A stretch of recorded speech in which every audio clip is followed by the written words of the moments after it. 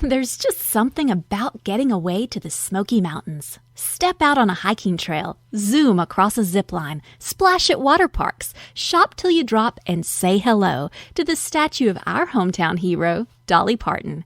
Discover the thrill of visiting the Smoky Mountains and reconnect with those you love the most in Sevierville, Tennessee. Learn more at visitsevierville.com. That's visit SEVIERVILLE.com.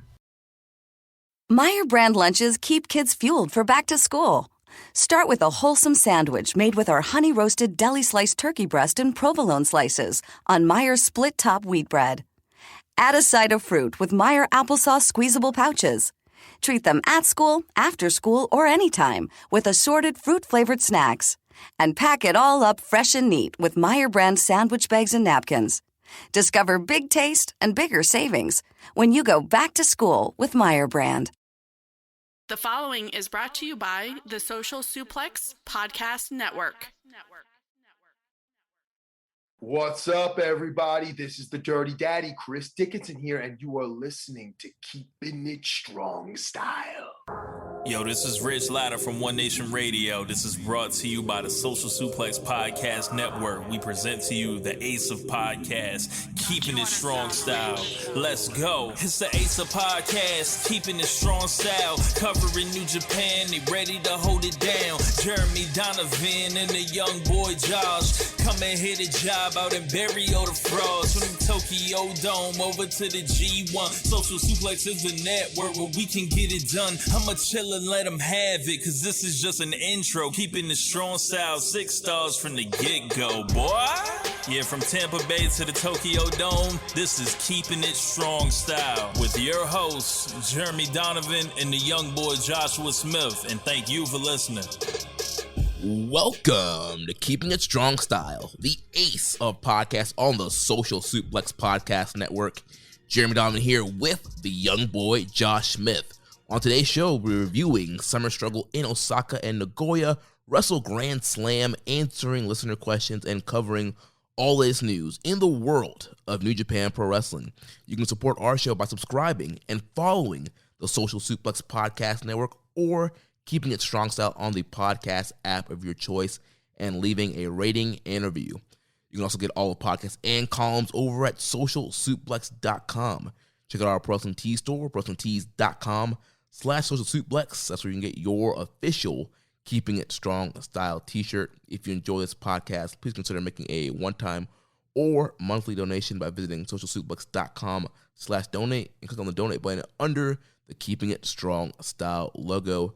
This episode is brought to you by the NJPW EXT, the only browser extension for NJPWWorld.com with features like dark mode, improved translations and layouts, custom and shared playlists, synchronized viewing parties, and much, much more. It takes NJPW World to the next level. You can visit njpwext.us today for details. Young boy, how you doing, man?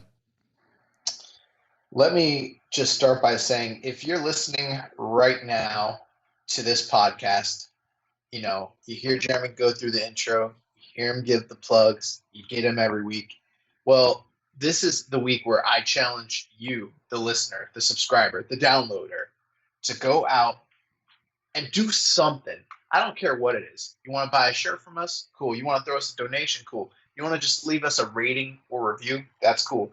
But you need to go do something, because me and Jeremy have been putting in overtime work. And I know that the majority of you listening did not watch every single one of these fucking Summer Struggle shows this past week, okay?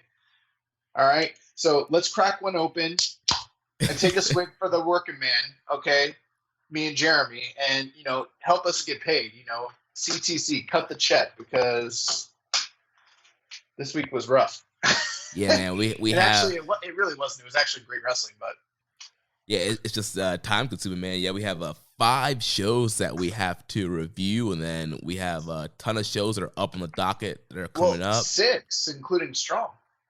I think it's 5, including Strong, right? Because we had 2 Summer Struggles in Osaka, Nagoya, Grand Slams 4, Strong is 5. Oh, that's right. You know, that was just me. There one of the shows that you reviewed on your own. I went back and did a little catch up. So I was counting that on my own docket. Gotcha. Yeah, then we got stuff happening in AEW. We got stuff happening in Impact. Yeah, man. I mean, at this point, like, it's like you want to follow. Bro, I remember when we first started this podcast, on the eve of 2018, and we were talking about, man, I don't know, like, I guess for every now and again, we might need to jump into some Ring of Honor. We might need to jump into some Rev Pro. Well, now, bro, you have to fucking watch, like, I don't know, like, GCW on the boardwalk to, like, keep up with what's going on. You know what I'm saying? Yeah, I mean, we're going to get to the point where we're going to have to pull, like, a Jericho and JR and do, like, 2 podcasts a week. It's like, what's going to happen? You guys going to make me jump on Twitch and watch some, like, Guadalajara, like, Triple A? Like, what the fuck? Gonna have to watch, like, Vikingo wrestle Yumura. If you really want to be, like, up to date on everything, you actually would need to be watching, like, Impact and AEW and Rev Pro at the very least. Like, and then, obviously Strong plus all the New Japan shows. Like, that's a lot, dude. Yeah, it's a lot. Unless if you don't have the time for it, I can definitely understand, cherry picking and choosing what you want to watch. But, Oh, I definitely am. Yeah, but, I think we did a good job of watching majority of everything here, and we're going to run through it, man. But I think first we should probably start off with the IWGP U.S. title change that happened last week on Dynamite. We had the rematch from Wrestle Kingdom for the U.S. title, Texas Death Match. The Murder Hawk Monster, Lance Archer, defeats Jon Moxley, 13 minutes, 24 seconds, title change. Also, we had Hikuleo shown throughout the crowd throughout the show, and it was announced that he would face the winner of the match, and then post-match he came out, had the big face-off with Lance Archer. So tomorrow night on Dynamite, we got Lance Archer versus Hikuleo for a title, and we had a question from Dom Hody 101. Any thoughts on Lance Archer winning the IWGP U.S. Heavyweight Championship against Jon Moxley on last week's episode of AEW Dynamite? Thoughts on his next defense, and is it possible that we may see another new IWGP U.S. champion on this upcoming episode of Dynamite? Yeah, that's a great question. So, I mean, first thing I want to say, really enjoyed this match. I don't know if I was as into this match as I was the initial Tokyo Dome one. For me, there's just something special about the ambiance of a proper, January 4th Tokyo Dome show. Yeah. But the match still delivered, man. And I mean, in the main event, they did a lot more than I thought they were going to do. It's kind of crazy with AEW. Like, sometimes with some of these, like, deathmatch elements on TNT, like, they really push the bar. And I'm always thinking that they're going to, like, swing, like, like under their weight, and then they end up, like, punching way above their weight class. Like, yeah. And I'm like, oh my God, are, like, the sponsors, like, cool with this? Like, some of those main event matches they've had on TV, like, while I've loved them, I'm like, man, they're getting a lot of juice, and we got double juice in this one. And I'm like, it's been a long time since I've seen stuff like this on national TV. They're getting a lot of juice, and they're also getting a lot of viewers. Last few weeks, over 1 million viewers, hitting big numbers in that 18 to 49 demo. Great numbers for Dynamite, and yeah, this was a great main event. I think it was on the same level as the match they had in the Tokyo Dome. Obviously, different atmospheres, but I still thought it was as great. And I was looking back at the Grapple ratings. I feel like people really underrated the first match they had at Wrestle Kingdom. Well, that happens a lot at Wrestle Kingdom when you have undercard matches that really deliver. They still tend to get underrated because they're being directly contrasted and compared to the higher end matches that end up happening on those shows, in the main and semi-main event. And yeah, I thought that match was like, I don't know, 4.25, 4.5-ish. And I think most people like probably rate it around 4 stars. Yeah, I think which is, I guess, the average fair. was a little bit below 4. Really? Well, a lot of times passed too. So I don't know. But, the fan base for AEW is very rabid, so they ate this matchup and really. I did think that there was a few more spectacular big spots at the end, especially like with the chair and the barbed wire and all that. But the big thing is last week we were kind of discussing like the trajectory of the IWGP United States Championship, what a win for either one of these guys would have meant going heading into into Resurgence, and it was something that we definitely discussed, that it was a possibility that Lance Archer could get the win here. But even though I feel like we discussed that ad nauseum last week, once we were watching the match, I was like, he's not going to win. And then like at the end, I was like, oh my God, he won. Yeah, man, it was crazy. Like, because I just felt like it would be right for Archer to win in his hometown. He's lost to Moxley so many times. I just felt like it would have been right, but it just seems like New Japan just wanted to work with Moxley so much and kind of keep that belt on Moxley and have him have this epic reign, and him, it being the AEW match, and Moxley is higher in the pecking order than Archer right now in AEW, so it just kind of made all sense for Mox to win, but at the same time, it makes sense for Archer to win, and I was happy that he got the win. Well, it's something that we talked about and discussed last week, and it's something we've been talking about the entirety of Jon Moxley's title reign, is like, being in a pandemic with the travel restrictions and everything like that, it's made it very difficult to, imagine a world where he's coming back and forth between New Japan and the U.S. to kind of defend that title. And then from a political standpoint, who can he even drop it to given his stature in AEW, And that was always a problem. Once I saw it was going to be Archer and in Texas, and the fact that AEW's done a really good job trying to establish Archer as like a mega guy, big monster, but he's never really had a big win, like a true, defining title win or a feud ender or anything like that. I was like, this might be the time where they pull that trigger. And like, Mox is so over at this point, like he can afford the loss, and Archer's a former champion. So like in the kayfabe of both companies, it makes sense. And, for better or worse, the way he beat him was somewhat akin to a count out, because Moxley, while he definitely it was definitely legit, he was still able to probably get up, but he was stuck to a bunch of barbed wire. So it kind of gives him an out. It's not the same thing as like taking the blackout and then getting pinned 1, 2, 3, or like the claw slam or whatever. It's not the same. So he's even kind of protected, but at the same time, Archer beat him pretty definitively. Right. So it protects both guys, protects both the interests of both companies. And that was what we talked about last week. I was like, this is something where like he's the perfect transitional champion. And I don't know if that means he'll hold the title for a week or 7 months. I don't know.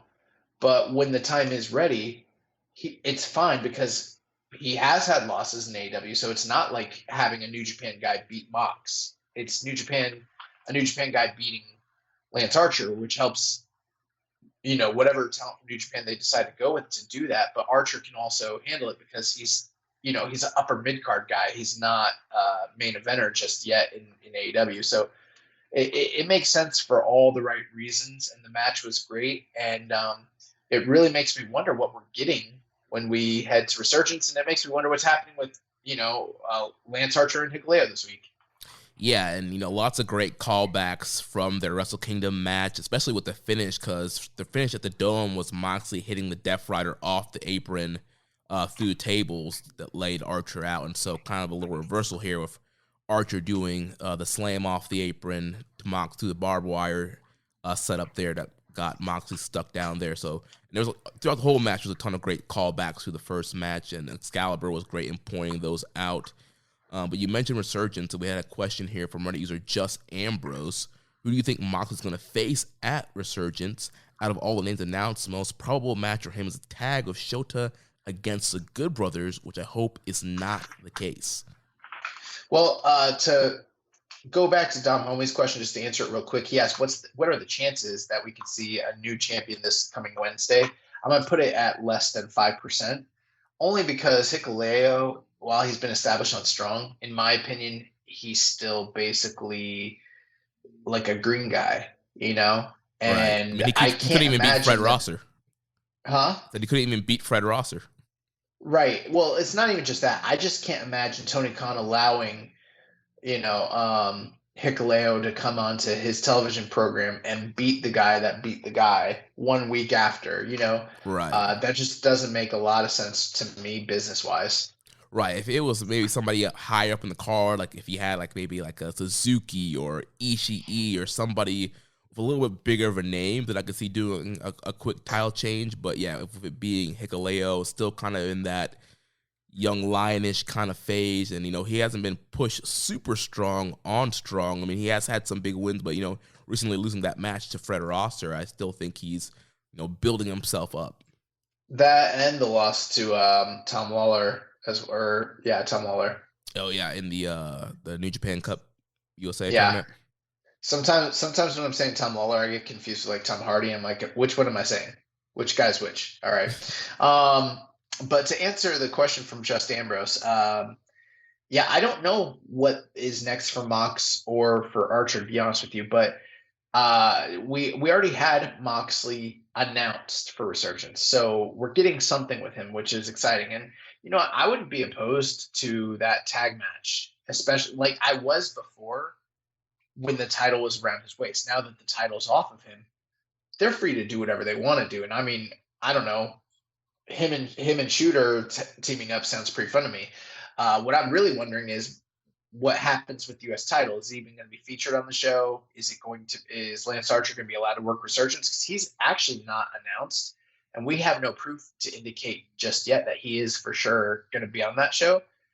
Part of me is kind of hoping they do a rematch between him and Moxley at Resurgence, which would be cool, but I don't know that that's something that Tony Khan's going to allow them to do unless they're looking to switch the title back to Moxley, and maybe this was just a feel-good short-term title reign.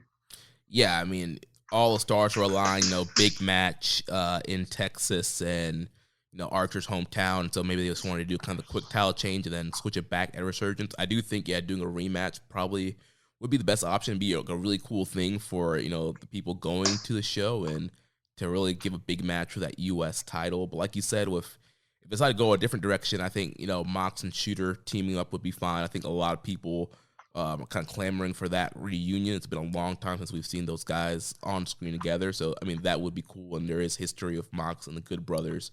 But there's another likelihood. The very fact that Hikuleo is wrestling on AEW Strong or on AEW Dynamite indicates to me that there is a high likelihood of Bullet Club intervention, or maybe even possibly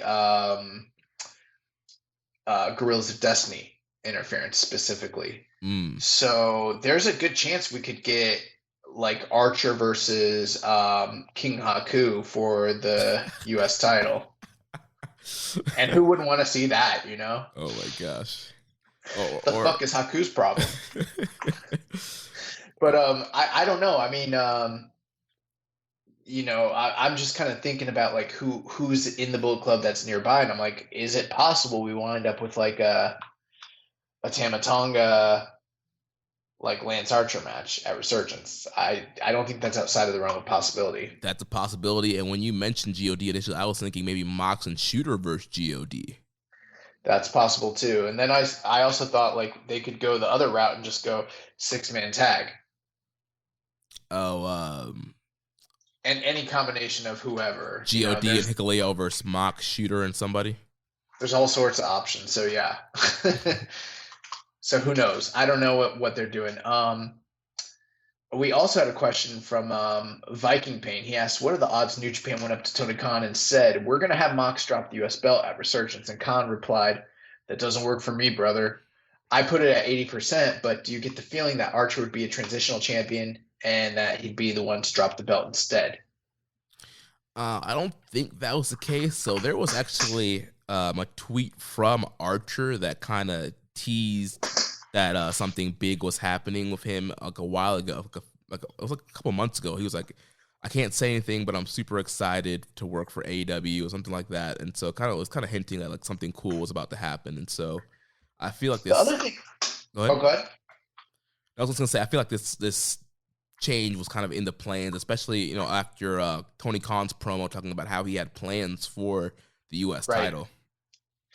That's exactly what I was going to get to. You know, as hokey and kind of goofy as those Tony Khan, Nick Khan promos were, you know, the guy seemed pretty confident that they had long-term plans, him in New Japan, and a lot of them, revolve around the U.S. title. So, you know, to me, like at this point right now, like the U.S. title is basically at this point, and this could change at any moment, but for right now, it's like the IWGP TNT title, basically. Like, you know, they're kind of like letting them do business with that belt as a make good, and you know, it's kind of like crazy. Like, if I'm Ring of Honor is cooked, bro. If I'm Ring of Honor and then like I'm just fuming, you know what I mean? Like, Yeah. If Ring of Honor should, you know what they should do? They should take their balls and put them out on the table and say "blow," and just like partner with fucking like Cyber Agent. You know what I mean? Yeah. Or someone, All Japan, whoever they actually can. I don't know. Maybe Big Japan, maybe Freedoms. I don't know, but somebody, because at this point, like, you know, it's like their hot boyfriend just like walked out on them. It's like, you know, maybe they should pull up and post some pictures on the gram, you know, let New Japan know what they're missing, you know. And on today's road to building up tomorrow's Dynamite, Excalibur was talking about, you know, seeing the U.S. title so much as tells you how good the relationship is between New Japan and AEW. So I mean, they're saying this stuff on camera now. Well, it's very evident. So yes. Yeah. So yeah, it's pretty crazy. But we can move on. Kyle Martin asked a couple questions. He said, "Are there any travel restrictions that would keep Archer or Hikuleo from returning to Japan relatively soon to move forward with New Japan proper booking and angles?" And you know, the answer to that, Jeremy, I actually don't know what the travel situation in Japan is. Obviously, COVID is still a huge concern there. But I don't know what the rules are for individuals that are vaccinated going to Japan right now. Right. I know they were working on the whole like vaccination passport thing. And I know at one point that, you know, you had to have a active visa to be able to go over, which is part of the reason why a lot of strong guys haven't been able to go over. So I don't know what the visa situation is for either of these guys. I would think maybe Hikuleo would probably be good and maybe not Archer. So that could be probably holding them back. Maybe, but Archer was working for them and had a visa before, so I don't know. Yeah, I still don't know if it expired or not, or if it expired before COVID happened, or what the deal was there. But yeah, it's hard to know what's going on. He also asked, with the unexpected title switch, do either of you see Moxley going for an immediate rematch, or was this a way to relieve Mox of his New Japan responsibilities? I mean, from everything I've heard from Mox in several interviews and articles and stuff that he does, he always wanted to work for New Japan. He loves New Japan. He's enjoyed his experience there. And, you know, the plan pre-COVID was to be going back and forth between both companies, and he was going to probably have a ton of defenses with that U.S. title in 2020. So I don't think New Japan responsibilities are going to be done for now. I just think... Well, they could be. I mean, he did just have a child, you know, and even though the travel schedule isn't the craziest with AEW, the very fact that they're not in Jacksonville every week anymore, now they're, you know, they are going to be, you know, going different places, plus the Friday show with Mayhem or whatever it's called. Rampage. Is that what it's called, Rampage. Huh? Rampage, Mayhem. It's all the same shit. You know, that might make it difficult for him to kind of fulfill obligations with New Japan. At the same time, this might just be him taking a brief hiatus, and then when he's ready and they're ready, they can bring him back. You know, just like Jericho. Jericho's always waiting in the wings. Like, you know, I doubt he's quote unquote done with New Japan. I mean, neither of them have a contract in place, but that doesn't mean that like they're done. You know, like. And neither one of them need a title to work for that company. Their name value alone, you know? Right. And as of right now, Jericho's profile is still up on the active roster page. So obviously they're probably planning to do business with Jericho once he but so are the Briscoe brothers. So Hey, maybe they're planning to bring him in for Tag League this year. So is Jay Lethal, you know? So is Flip Gordon, you know? I mean, Flip was on Strong. Flip. Have either of you heard or read anything on Moxley's contract status with New Japan? Yeah, he doesn't have a contract. Yeah, it's been a handshake deal this whole time, and so yeah, no contract. Me and Jeremy are under a handshake deal. With who? With each other? With each other, and with the Social Suplex Podcast Network. Well, I think that pretty much wraps up all the stuff on the U.S. title. Obviously, tomorrow, Archer, Hikuleo. I'm going Archer retaining. We'll see if that match is even good. I like both those guys. I've never really seen Hikuleo work with anyone the size of Archer. So this will kind of be like a nice little proving ground or test for him, you know? Right. Plus, I don't think we've ever seen him work like, obviously we've never seen him work live American hard cam television, so that's going to be different too. Right. So moving on, let's start talking about what's going on in Japan. First, we got to talk about Kota Ibushi. So as we were recording last week, the news came out that he was diagnosed with aspiration pneumonia, and he was pulled from Summer Struggle in Osaka, both nights, and Summer Struggle in Nagoya, and they were kind of pending to see if he would be able to make it to Wrestle Grand Slam. But then after Summer Struggle in Nagoya, the decision was made to pull Ibushi from Wrestle Grand Slam as well and have Hiroshi Tanahashi be his replacement. And we did have a question from Viking Pain. He said, any updates on Kota Ibushi? It seems like he's going to be missing shows up until possibly the G1. We haven't heard anything. I saw that he was tweeting a few nights before the Tokyo Dome show. He seemed to be in good spirits. And the thought at the time was that he would be recovered enough to perform come Wrestle Grand Slam. But alas, that was not the case.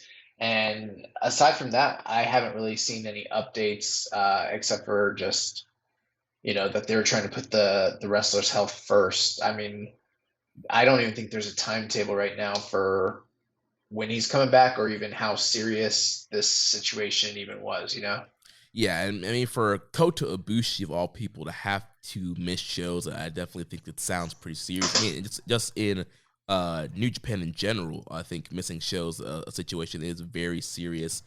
And with him not being the next challenger at the MetLife Dome and not being on any of these Summer Struggle shows, it makes you really wonder, like, how his health is. And so hopefully he'll be ready in time. If there's 2 Dome shows in September, hopefully he can make one of those, or at least be ready after that for the G1.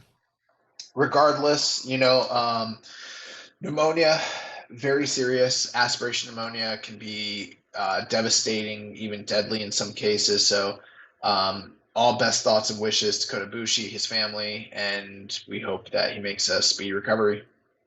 Yeah, second on that. So let's talk these different shows. We got some Summer Struggle shows and Tag Team Turbulence, and we did a Tokyo Dome show Sunday. We did a lot, man. Yeah, so for Summer Struggle in Osaka and Nagoya, I think we can just read the results for the undercard and then focus on the semi-main and main event. I didn't watch those undercards. I don't know what, the stuff in Osaka. Yeah, I don't watch it. Nagoya, no, bro. We're talking the big matches. Yeah, and then we'll run through all of Tag Team Turbulence, and then we'll also run through all of the Wrestle Grand Slam card. So let's start with Summer Struggle in Osaka, night 1. We had the show opening up with Doki, Despy, and Kanemaru defeating Eagles and Roppongi 3K. Then we had Ishii, Yoshihashi, and Tanahashi defeating Evil, Kenta, and Yujiro. Third matchup, we had Great Okan, Jeff Cobb defeating Hiroki Goto and Kazuchika Okada. Fourth matchup, we had... Yo, what's up with Goto and Okada? They're like the losingest tag team ever. Well, they always lose. Well, Goto's washed, and so Okada can't carry the load by himself. I guess. Well, no, he's a 6-man tag team champion. They're legendary. Just stop it. Fourth matchup, we had Bushi and Shingo defeating the team of Master Wato and Tomioka Hanma. I will say Hanma did hit a really cool like Kamigoye headbutt looking move in honor of Kota Ibushi, and Hanma was kind of angling for a title match through these 3 shows. Yeah, that was the one funny thing. They threw him in there as sort of like the replacement on the cards each night for the preview matches. And obviously, like, he's not actually getting a title shot in the Dome, but the mere fact that he's, you know, positioned in those matches would lead like someone who wasn't as knowledgeable to think maybe he could get a title shot. Yeah. And his statements in the backstage were hilarious. He's like, "Why can't I have a title shot?" He's like, "Would that be so wrong if Tomoaki Hanma had a IWGP World Heavyweight title shot?" Main event the Dome. Main event the Dome. He's the modern day Bob Holly. They're like, "All right, so Hanma, what ideas do you have?" And he's like, "You put the belt on me." Okay. Well, once we do that, then what happens? I beat everybody. It's probably more like this. I brought that belt on me. Yeah. I beat everybody. Oh man. So anyways, let's move to the semi and the main event. So on night 1 and night 2, we had the singles competitors from the tag team of LIJ, Sonata, and Tetsuya Naito squaring off against the single competitors from Dangerous Tekkers, Zack Sabre Jr. and Taichi. So kind of an unofficial round robin. And I liked the way they presented this in a sense, because Kevin Kelly really, you know, summed it up and kind of made it seem like, you know, these are not just simply preview matches, but these are individuals from a collective team trying to prove that their wrestling style is the best, you know, and gain the upper hand leading into the tag match. So like the sum of their parts, when you add them all together, make a greater whole. And even though these were singles matches, they weren't just preview matches. They were like literally elevating the stature of the tag team titles at the Tokyo Dome. And we saw that in the semi-main event. And I will say that I thought these matches, were really good. We'll review them here in a second. But I also thought that they did a lot here to probably make that match on the Tokyo Dome show probably the best built match of the entire night. Yeah, I have to agree with you there. They definitely put in a lot of work here, elevating these tag team titles, elevating these 4 guys. And like I said, all 4 of these matches are great. I have all 4 of these matches at 4 stars or above.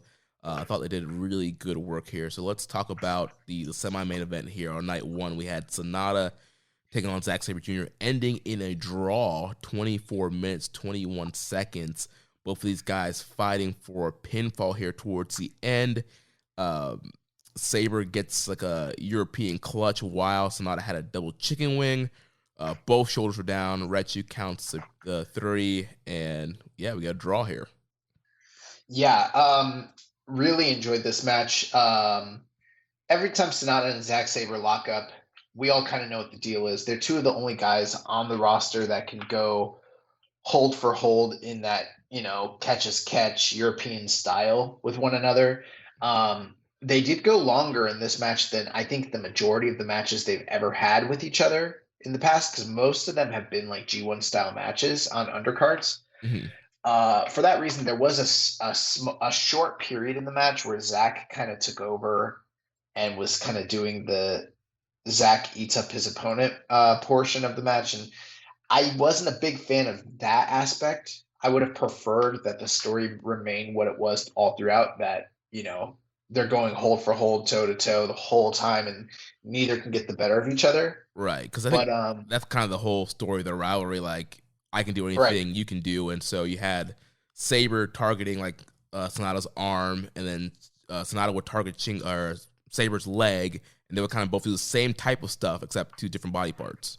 And here's another great thing. You know, sometimes people complain about, you know, body part selling and stuff like that, and sometimes it's warranted, sometimes it's not. But in this case, I picked up on the leg attack from Sonata on night 1 as well, and that wound up being a crucial focal point of the entire feud here. So that was kind of great. I liked this match a lot. This was my match of the night. A lot of people disagree. I think that most people have the main event. I think the only reason, in my opinion, that most people fell flat on the match at the end was because it did end in a draw. Mm-hmm. And I feel like that was deflating for a lot of people, but I think bell to bell, this was the better in-ring action of the two matches. Yeah, I think I like the main event just a little bit better. So I went 4 stars flat on this match. I thought the wrestling was really great here. And these guys they have great chemistry. I like watching these guys together. And I love the post-match with them kind of arguing up the ramp on who really won. There was like a backstage segment. They argued in the backstage. They argued on the way up. They argued the next night. They argued in the Tokyo Dome. Like, they literally were like, I beat you. No, I beat you. But your shoulders were down for 3. Yeah, but your shoulders were down for 3. Nah, dog, I beat you. Yeah, I was kind of getting some like Team Hell No vibes with these guys, with the way like Daniel Bryan and Kane used to argue. And I feel like in an alternate universe, like a variant Zack Sabre Jr. and a variant Sonata would be tag team champions. That's funny. Now, the main event, we had Lord Emperor Taichi come out to wrestle Tetsuya Naito. Very long, storied rivalry. In fact, when we were first starting this podcast, Taichi had made his initial jump to heavyweight and kind of kicked off that heavyweight campaign, starting with the early feud with Naito, and it's kind of progressed year after year. We kind of get these various outings. And going into this match, Taichi had only ever beaten Tetsuya Naito one time in singles action. And he had never beaten him in a clean, decisive manner. It had always been with cheating and, shenanigans and that sort of thing. So had kind of a huge task in front of him. Naito, obviously one of the biggest stars in the company, the former, double gold champion from just the year prior. So this was kind of a big, tall task for Taichi going into this match. Yeah, I think both guys really performed well here. I think, since Naito's kind of been in this program, I think he's been performing really well. I haven't really seen the knees causing a lot of issues. He's been hitting all his big moves, the Gloria, the Valentina. He's been hitting Ronald and Super Ronalds. He's been wrestling really good. And Taichi, man, he's just been on fire. I think he's really continued to step his game up. And I thought he was one of the MVPs throughout this whole feud and this stretch of shows. I think he's showed great fire. The Kawada kicks was great. The Axe Bomber. Of course, I always pop for the dangerous back suplex. And I loved here, no shenanigans, no Iron Claw, no Miho Abe interference, no Suzuki-gun interference, no ref bumps. Straight up, Taichi beat this man, strong style, dropped him on his dome with the Black Mephisto, and got a clean win here. Yeah, that's a really, really big win. Now, I'm not saying specifically that this means Taichi is going to be like a world heavyweight champion or anything like that, but it puts him in rarefied air. This almost reminded me, Kevin Kelly kept talking about how these matches had sort of a G1-esque quality to them, and that's what this reminded me of. It's like, those certain nights where certain guys can put it all together during a G1.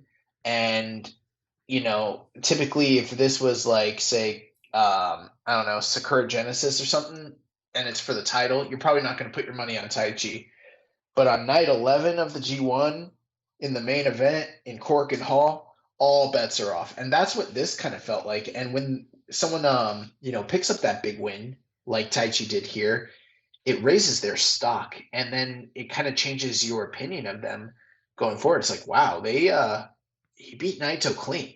I'm not saying he's going to do it again, but I mean, if he can beat Naito clean, who can't he beat clean in this company? That sets him up really well for the G1 coming up in September, because he's beating Naito clean here on Summer Struggle show. I can only imagine who he's going to beat in the G1. I can see him doing pretty well this year.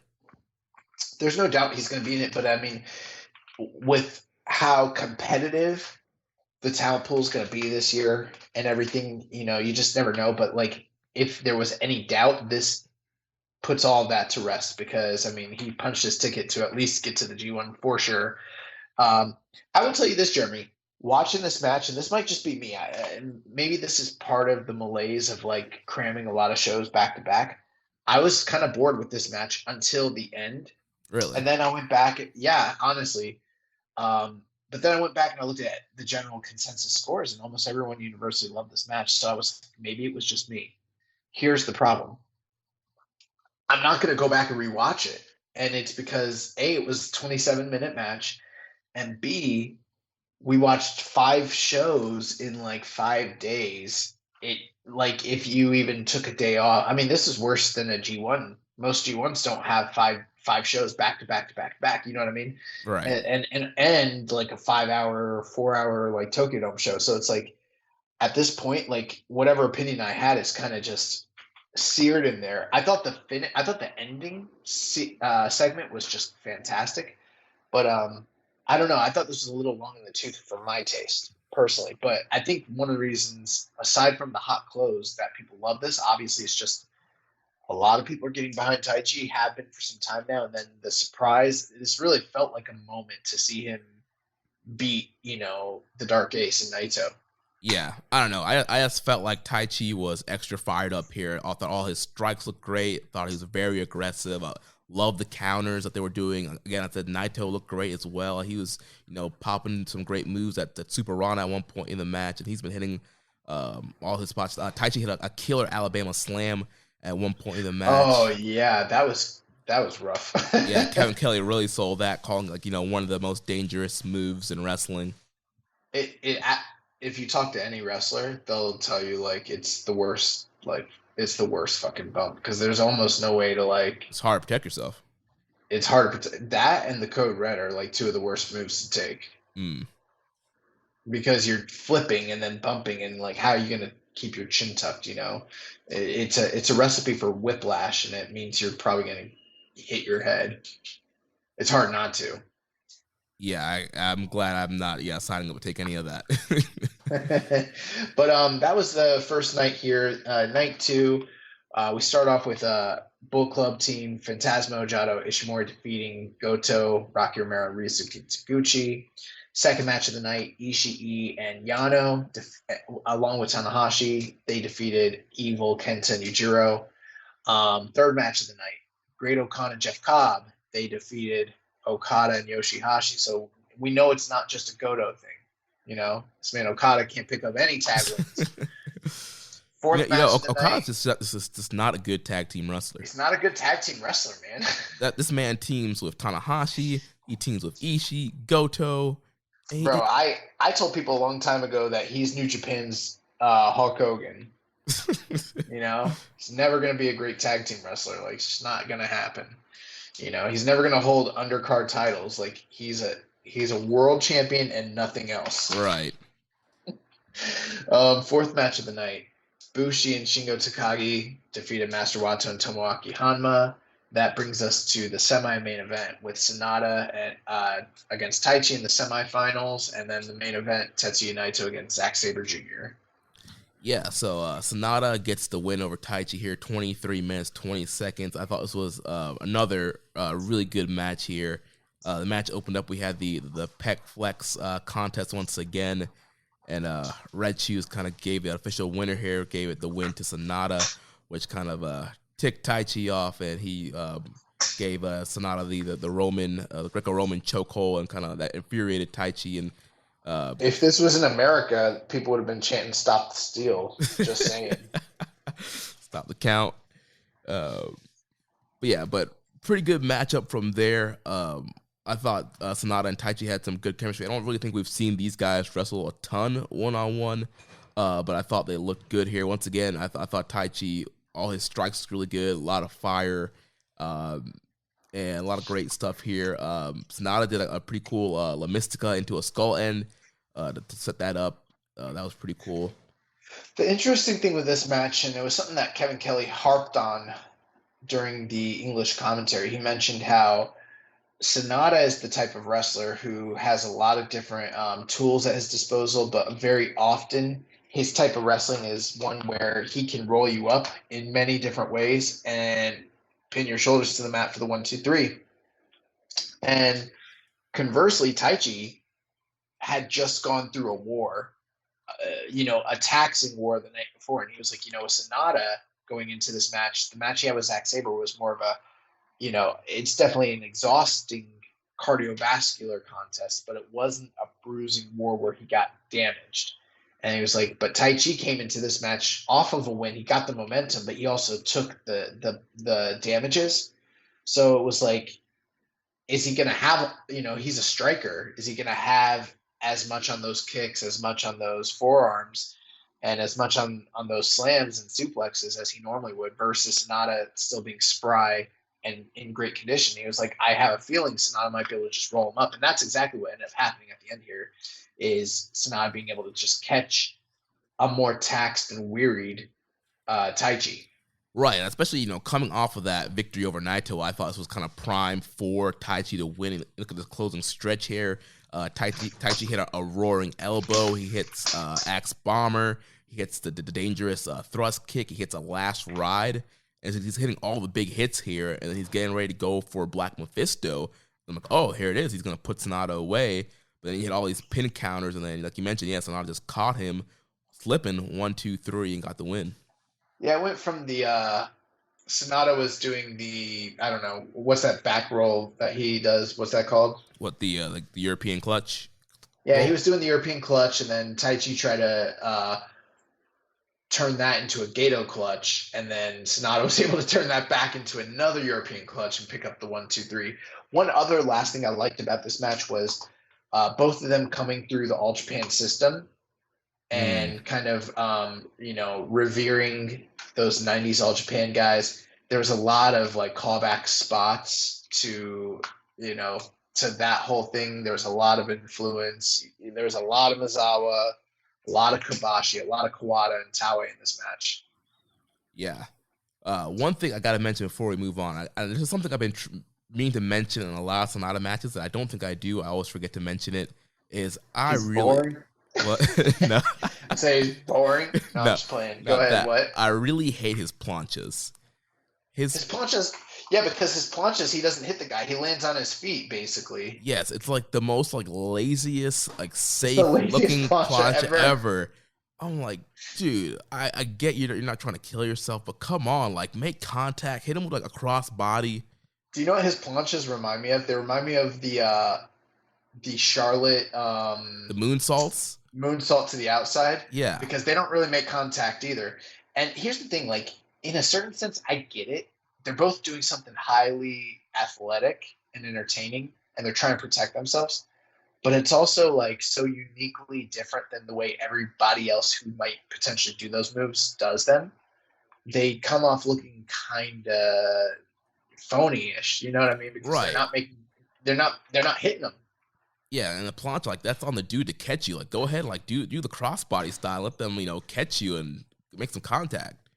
Yeah, I've noticed that too. I've never brought it up, but that's a good point. Yeah, I keep meaning to mention it, and I was looking back at my notes there. I was like, yes, I need to mention how much I hate this stupid plancha that Sonata does. Sixth match of the night, we had Tetsuya Naito taking on Zack Sabre Jr. Again, these two long storied history between the two of them. The most recent match was probably the G1 match they had last year. And Kevin Kelly on commentary even said that this was his favorite match of the entire G1, which perplexed me. I thought the match was good, but I was a little surprised at that. But Naito and Zack Sabre, in my opinion, almost always knock it out of the park against one another. I thought they had another terrific outing here. And the really surprising thing is how, even though Naito went through that war the night prior, came in with a game plan. I think Sonata might have slipped him a little secret about Zack Sabre's leg. Well, I feel like Naito was already in Zack Sabre's head from the get-go. We've seen a lot of mind games between Naito and Zack Sabre in this tag feud, and especially with Naito being the one to pin Sabre in the tag title match to win the title. Yeah. Yeah, he's in Zack's head, and we kind of saw it here in the match where Naito kind of gets the early advantage. He's messing with Sabre, kind of powdering at points, and kind of really getting inside of Sabre's head. Yeah, it's kind of interesting because if you, we know that this is the kind of company that likes to tell long-term stories. And if you go back to like 2018 New Japan Cup era, when this feud sort of just was first blossoming, it was always Zack Sabre in Naito's head. Even going into the G1 that year, remember he was kind of the spoiler that upset Naito. Yeah, it took a while for Naito to kind of exercise his Zack Sabre demon. So yeah, and it's kind of flipped at this point where Naito sort of has Zack's number. He's kind of figured him out. And not only has he figured him out, not only does he have the mind game edge, but he really, really focused heavily, extensively on the legs of Zack Sabre, to where Zack didn't have a base to get going with, the type of offense he usually likes to use, the type of grappling based offense that he likes to employ. Like, it just never really happened, and he just got disrupted. His timing, his game plan, it was all thrown off the whole night. And it was like, it was still a competitive match, but like, this was Naito's match from start to finish. Like, Naito dominated him. Yeah, something I wrote down, I was like, Naito looks, pretty cocky for somebody who lost the previous night, and that's because he was already in Sabre's head and working over the leg, and he was even modifying some of his moves to focus on the leg, like the combination de cabron. Instead of doing the drop kick to the face when he hopped in, he did the drop kick to the knee. So really had that bullseye on the knee, working over the knee throughout the match, even doing a lot of like submissions. I think he did like a death lock type maneuver at one point in the match, getting Sabre to a near tap out. And then once again, pulling off some of the bigger moves, the Super Rana, the Valentina, the Esperanza, that Diamond Dust like maneuver, and really just kind of putting on the greatest hits here. Yeah, beating that ass. Yeah, towards the end, had a lot of great reversals here. Sabre versus the Valencia, which is that snowplow brainbuster maneuver into a dragon suplex. Naito popped right back up, hit a dragon suplex of his own. He had a strike exchange. Zack goes for the PK, but Naito ends up hitting the Valencia, hits the Destino, and gets the win again over Zack Sabre Jr. Yeah, so, I mean, not only does that not bode well for Zack going into the Tokyo Dome, because, like you mentioned, he was the one who suffered the pinfall loss just a couple weeks prior in Osaka to lose the titles. But you look at this little short round robin, and I mean, LIJ comes out on top. Collectively as a team, they're 2-1-1 versus the other team, and the one guy who's winless in the whole entire round robin is Zack Sabre. He's sitting there at 0-1-1. So that's not looking so hot for him. Yeah, that would set up the whole story leading into the tag team title match, having Zack being the focus as the quote-unquote weak link and coming in with a damaged knee and being pinned in the last title match. Well, let's move on to Friday, which that's going to take us to the United States with New Japan Strong and the Tag Team Turbulence semifinals. This was episode 50 of New Japan Strong here in the U.S.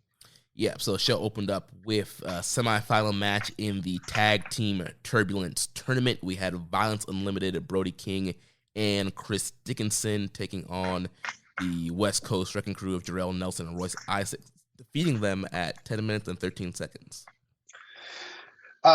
This match was good. One thing I will say, and this isn't just for this tournament, but kind of across the board, while I really like Strong and I really enjoy it, and oftentimes they over-deliver on what is kind of expected, for some reason in a lot of these tournaments, the semifinals and the quarterfinals, they kind of tend to under-deliver to what I'm hoping and expecting for. And on this night, I was hoping at least that one or two of these tag matches would kind of like, I'm not saying be blowaway, but be very, very good. I mean, you look at the teams here, and I mean, I saw Brody King and Chris Dickinson against West Coast Wrecking Crew. I was like, man, it's going to rock. Yeah. And at 10 minutes, it was a good match. But it was the standard kind of opening tag match you might expect from any random episode of Strong. It didn't feel particularly feel special to me. Yeah. Or that they, I don't know, I guess part of it is they're still working in that empty studio, Well, part of it too, I think it was just the layout of the match. Which we kind of talked about this a little bit off air over the weekend. I just thought the layout was kind of weird. Where you had Violence Unlimited, there were clearly baby faces in New Japan Strong, West Coast Wrecking Crew are the heels, and I feel like they were just getting the heat on Jarrell Nelson, just beating the crap out of him for majority of the match. Royce got in a little bit, but it was pretty much like Violence Unlimited kind of like running through these guys, but it wasn't like a babyface run through. Like they were kind of like heelish in a way, and the dynamic was just kind of off in this match. Well, this is just my guessing. Who knows? But one part I'm kind of thinking is like Brody King, Chris Dickinson. They're both pretty established stars. West Coast Wrecking Crew, they're kind of like the new kids in town, just sort of making their name. And I mean, I don't know if Brody King or Chris Dickinson wanted to. I'm not saying they wouldn't do business. That's not what I'm saying. But I'm saying I don't know if they felt at that time that it was the right thing for their characters to kind of like be the ones getting heat on and doing the sell, the big comeback, and everything like that. I feel like the idea was supposed to be to make Violence Unlimited look like badasses heading into the finals, and that kind of necessitated the heels to play baby. But it did feel awkward, like, you know what I mean? Because we already saw West Coast Wrecking Crew wrestle in the past few times. They've been like these great cut-off tag teams, guys that isolate people in the corner, that keep the heat on a guy, and they weren't able to kind of do any of that here. So yeah, I agree with you. I thought the layout was a little weird. I don't know, for whatever reason. Yeah. But yeah, Violence Limited, they get the win. They advance to the finals, second matchup. And it just kind of ended abruptly. Like there was a big move, and then Brody King hit the lariat, and then that was 1, 2, 3, and it was almost like I mean, I don't know. Maybe I'm wrong here. Maybe Brody King's beat other people with a big lariat, but it felt like he was beating like a young boy with like his secondary finish. That's exactly how it felt like, yeah. And I was like, oh, they won? Okay. Cool. Second matchup, the other semifinal matchup with the Good Brothers, Doc Gallows and Machine Gun Carl Anderson defeating Ren Narita, Yuji Nagata, 10 minutes and 40 seconds. I mean, nothing. Once again, nothing really special about this match. It was a Good Brothers. Like this match. It was a Good Brothers tag match. Oh, while we're on the subject, so we've been watching a lot of wrestling lately, trying to keep up with what's going on in the world of wrestling, and there's a lot going on in AEW, New Japan, Impact. There's like a little bit of a cohesion between them, and the one thing that is going to be the case without fail, if you're watching Strong or Dynamite or Impact, you're going to see the fucking Good Brothers. And my girlfriend wanted me to come on the air and tell all of you that she is officially boycotting the Good Brothers. She is done with the Good Brothers. She doesn't want to see them for at least a good month. They didn't do anything wrong or anything like that. She just is tired of them. She's like, these guys are on TV again? Why are they on my TV? Well, I guess. Well, I'll say what she's gonna watch. I forgot she's a big WWE fan, so yeah. So no Good Brothers there. Yeah, who knows? She's like they're gonna show up on Raw. I know it. But this match, this was one where, the Good Brothers have never been known as, an all-time standout work rate tag team. They go out there, they do what they're supposed to do, they get the job done. That's fine. They had a lot of success in New Japan in the past. They're big names. Obviously, they're probably favored to win this tournament or at least go to the finals. We knew that going into this. But at the same time, often there have been quite a few matches since they've started this independent / indie run or whatever you want to call it, where they've kind of really put their working shoes on and like gone out there and busted their asses. And we've seen that in Impact and AEW. So when they kind of got announced for this tag tournament, I was like, oh man, we might get like a little bit of a hidden gem out of these guys. And then when I saw it was that they're going up against like Nagata and Narita, I was like, I'm going to be optimistic. This might really be good. But they went out there and they took two guys that I love in Nagata and Narita and made me not really care about their match. They had a fine match, but it wasn't, I would say it was fine. It wasn't even good. It was whatever. It was like maybe, 3 stars, 2 3/4. They just went out there and they had a fucking Good Brothers Monday Night Raw match, 10 minutes, 40 seconds. They got the win, match killer, blah, blah, blah. I think there was some cheating. I don't know. I think they grabbed someone's leg, but it was fine. But like, this is kind of not what I was expecting when they were coming to New Japan. Actually, I could have easily expected this. This is not what I was hoping for. Yeah, and maybe it's them, give them a little bit benefit of the doubt.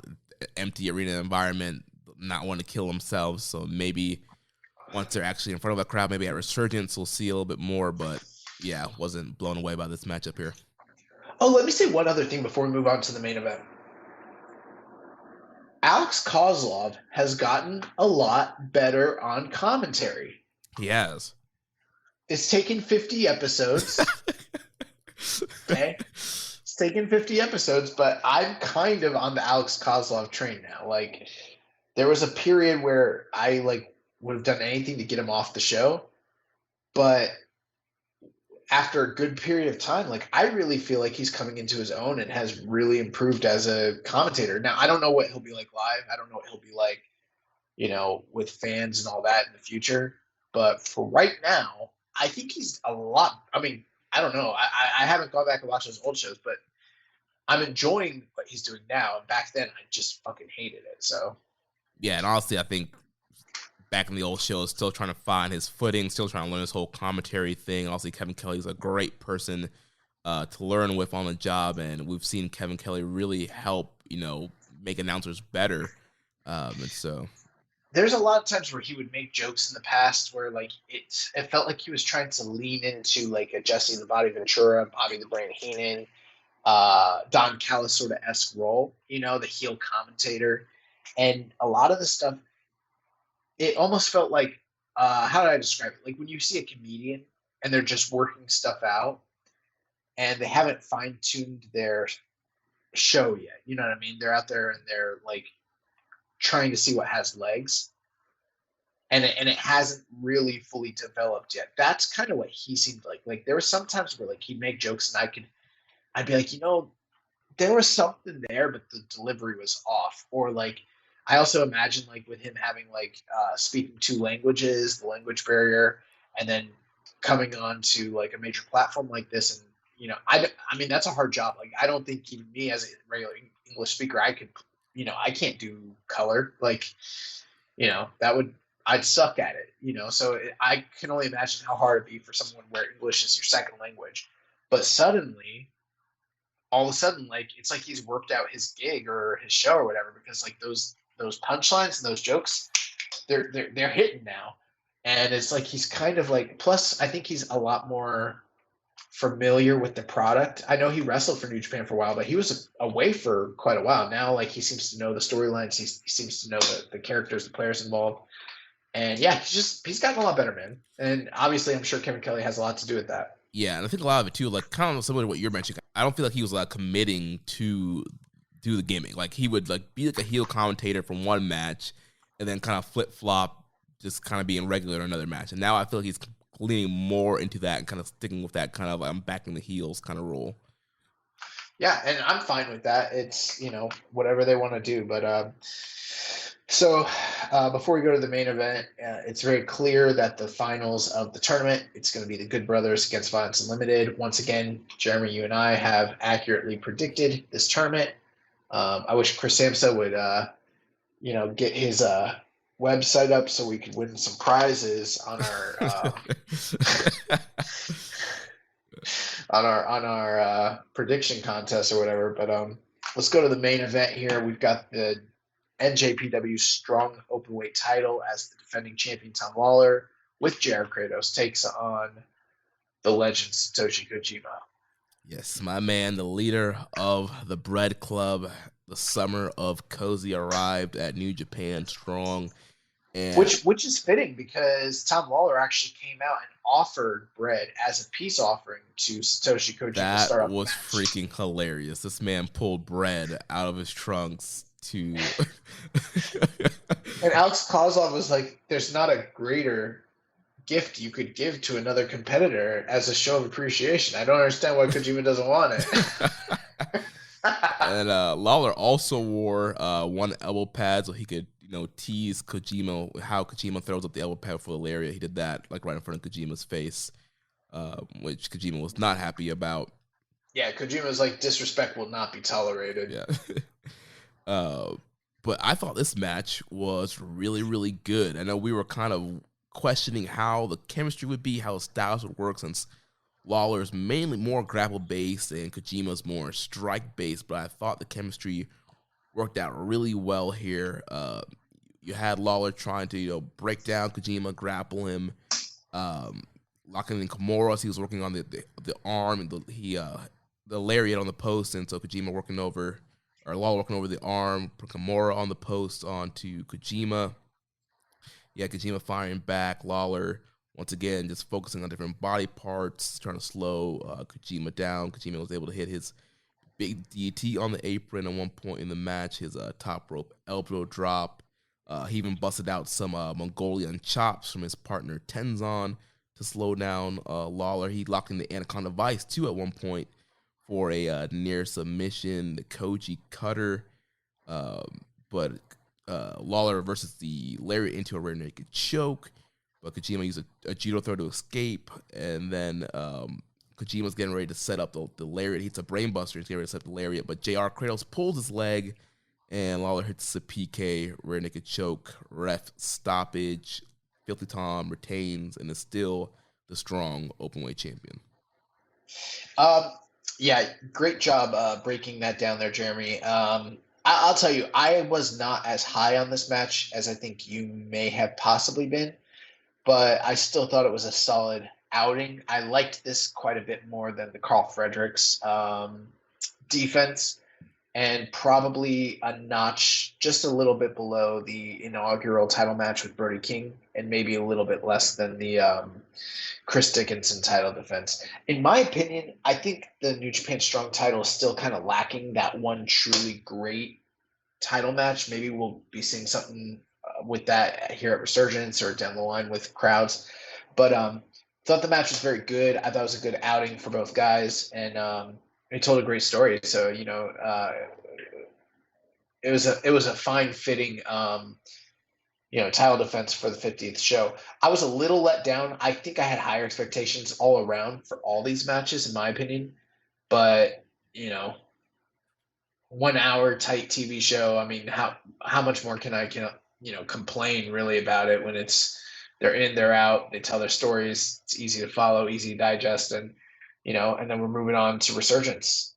Right. So yeah, I had the match at 3.75. Man, you love Kojima. I don't know, man. I thought this match was really good, but good main event here, and that leads into this week's coming up strong. Like we mentioned, the finals of the Tag Team Turbulence with the Good Brothers against Violence Unlimited. We're also going to have a 6-man tag with Carl Fredericks, Fred Rosser, and Adrian Quest against the West Coast Wrecking Crew and Mysterioso in the show. Bro, West Coast Wrecking Crew, Mysterioso, that's got to be like one of my favorite 6-mans right there. Let's get these boys never 6-man title shots, Yeah. And the show's going to open up with Kevin Knight taking on Bateman. Let's go, Kevin Knight. Fuck him up. I thought Bateman was your boy.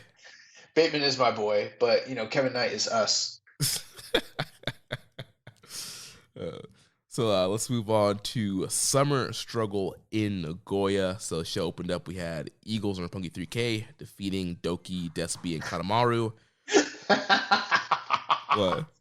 I'm sorry. I'm looking at our run sheet. There's funny questions here. And I didn't look at the run sheet before we started the show, so I apologize. Second matchup, we had Rocky, Ishii, Yoshihashi, and Taguchi defeating ELP, Jado, Taiji, and Yujiro. Third matchup, we had Okada and Yano defeating the United Empire, Great Okan, Jeff Cobb. Fourth matchup, we had Bushi and Shingo defeating Master Wato and Tomioka Hanma. Then we get to our semi-main and main event. So in the semi-main event, we had Evil with Dick Togo defeating Tomohiro Ishii 28 minutes, 7 seconds. Boy, oh boy. So this was actually, because of how crazy the week was, I didn't get a chance to actually watch this show until today. So I had to kind of backtrack. I watched this after I saw the Tokyo Dome show. And this might be one of the first times I could ever really say that I thoroughly unenjoyed a Tomohiro Ishii singles match. I mean, I'm sure he's been in some matches where I'm like, wasn't the greatest. But most of the time, I think of some of his G1 singles matches, with guys that I like, but I don't typically, think of as like the greatest singles performers. guys like Tamatonga, guys like Bad Luck Fale, Yujiro, certain versions of Taichi, just, throughout the years. And almost inevitably, he usually brings those guys up to like their highest levels in those tournaments, Yeah. And we've seen him wrestle Evil numerous times to varying different results, but it's almost always been passable to sometimes even bordering great. This was bad, especially at 28 minutes. Like, now I think some of the reviews are. I don't think the reviews that you see online on Grapple and Cage Match are indicative of what really happened in this match, but I think they're also an indication of how frustrated the fan base and the audience are getting with this type of shit. Yeah. And I mean, this was your Evil match. We talked about it last week. We were expecting the shenanigans and the cheating and the ref bumps. And I feel like for me, I think I'm like conditioned to it now. I'm expecting it to happen. So maybe I'm kind of grading these matches on a curve now. So I know it's going to happen. So I'm trying to maybe like work around that. But I thought Ishii like worked really hard in this match, and everything that he was doing was great as usual. But also you had to worry about with Dick Togo popping up, and then towards the end we had Yujiro running in as well. Well, I mean, dude, it was like the majority of the early parts of the match were on the outside. It was all running into rails, all running into posts, all running into chairs, chair spots, ref bumps, timekeeper table spots, more ref bumps, outside interference, distractions, everything. Like, literally, this was the most like shenanigans filled non-Yano G1 match that I could like think of in recent memory. Yeah. And here's the other thing too. They wrestled a lot on the outside. They used a lot of foreign objects and things like that. And so there's a part of me that was watching it that was thinking, technically nothing that they're doing is bad. Technically, I know they're trying to get heat. But if they wouldn't do it at such a workman rate type of pace, it was just like, it felt like a Triple H match, the bad kind, where it was like him and Seth Rollins at WrestleMania, and they're just going from spot to spot, and they're plotting, and they're walking, and they're brawling. And I'm like, dude, if you fucking hate this guy, why can't it be like the Jericho Naito matches? Remember, those matches were like mostly on the outside, and we like praised the shit out of those matches.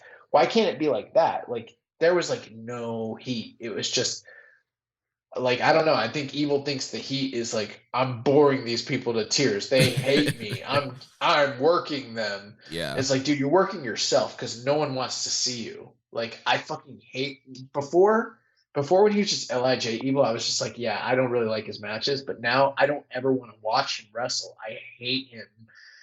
Well, we did have some questions here. First from our buddy Rich Latta from One Nation Radio. He says, doesn't Evil suck? That's the question that popped me. I just read that. I'm like, yeah. Here's the thing. Unfortunately, I don't even think that he does suck. I think that this is a conscious effort to be bad. Right. I mean, he was fine before LIJ. I mean, also he wasn't standout. He wasn't having 5-star matches, but you put him in there with the right guy. You put him in there for Goto and Ishii or maybe a Taichi. He can get close to that 4-star range. And I mean, dude, there's a lot of guys in this company that get heat. Jay White, Suzuki, ELP, Kenta. I don't hate their matches. I don't hate watching them wrestle all the time. But this fucking Evil, this fucking Watanabe, bro. Yeah, he sucks. Mitch MM22 asked, so everyone hates the excessive ref bumps and interference in Bullet Club matches, and rightfully so. But am I alone in thinking the babyface crawling into the ring and breaking the count at 19 spot is just as, if not more, overdone and predictable?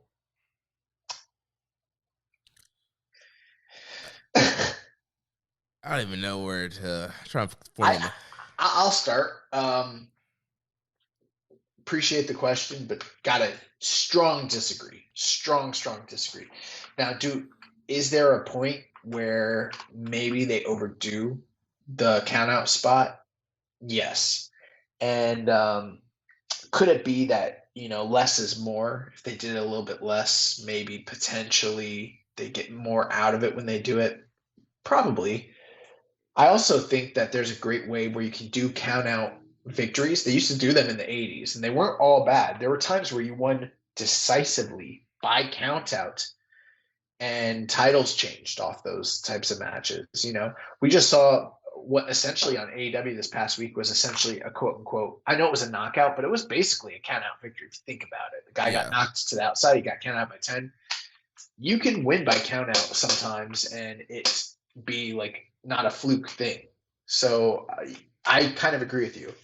But to say that it's less done or more overdone or more frustrating than what's been going on in Bullet Club matches, namely Dick Togo Evil matches this year, hell fucking no.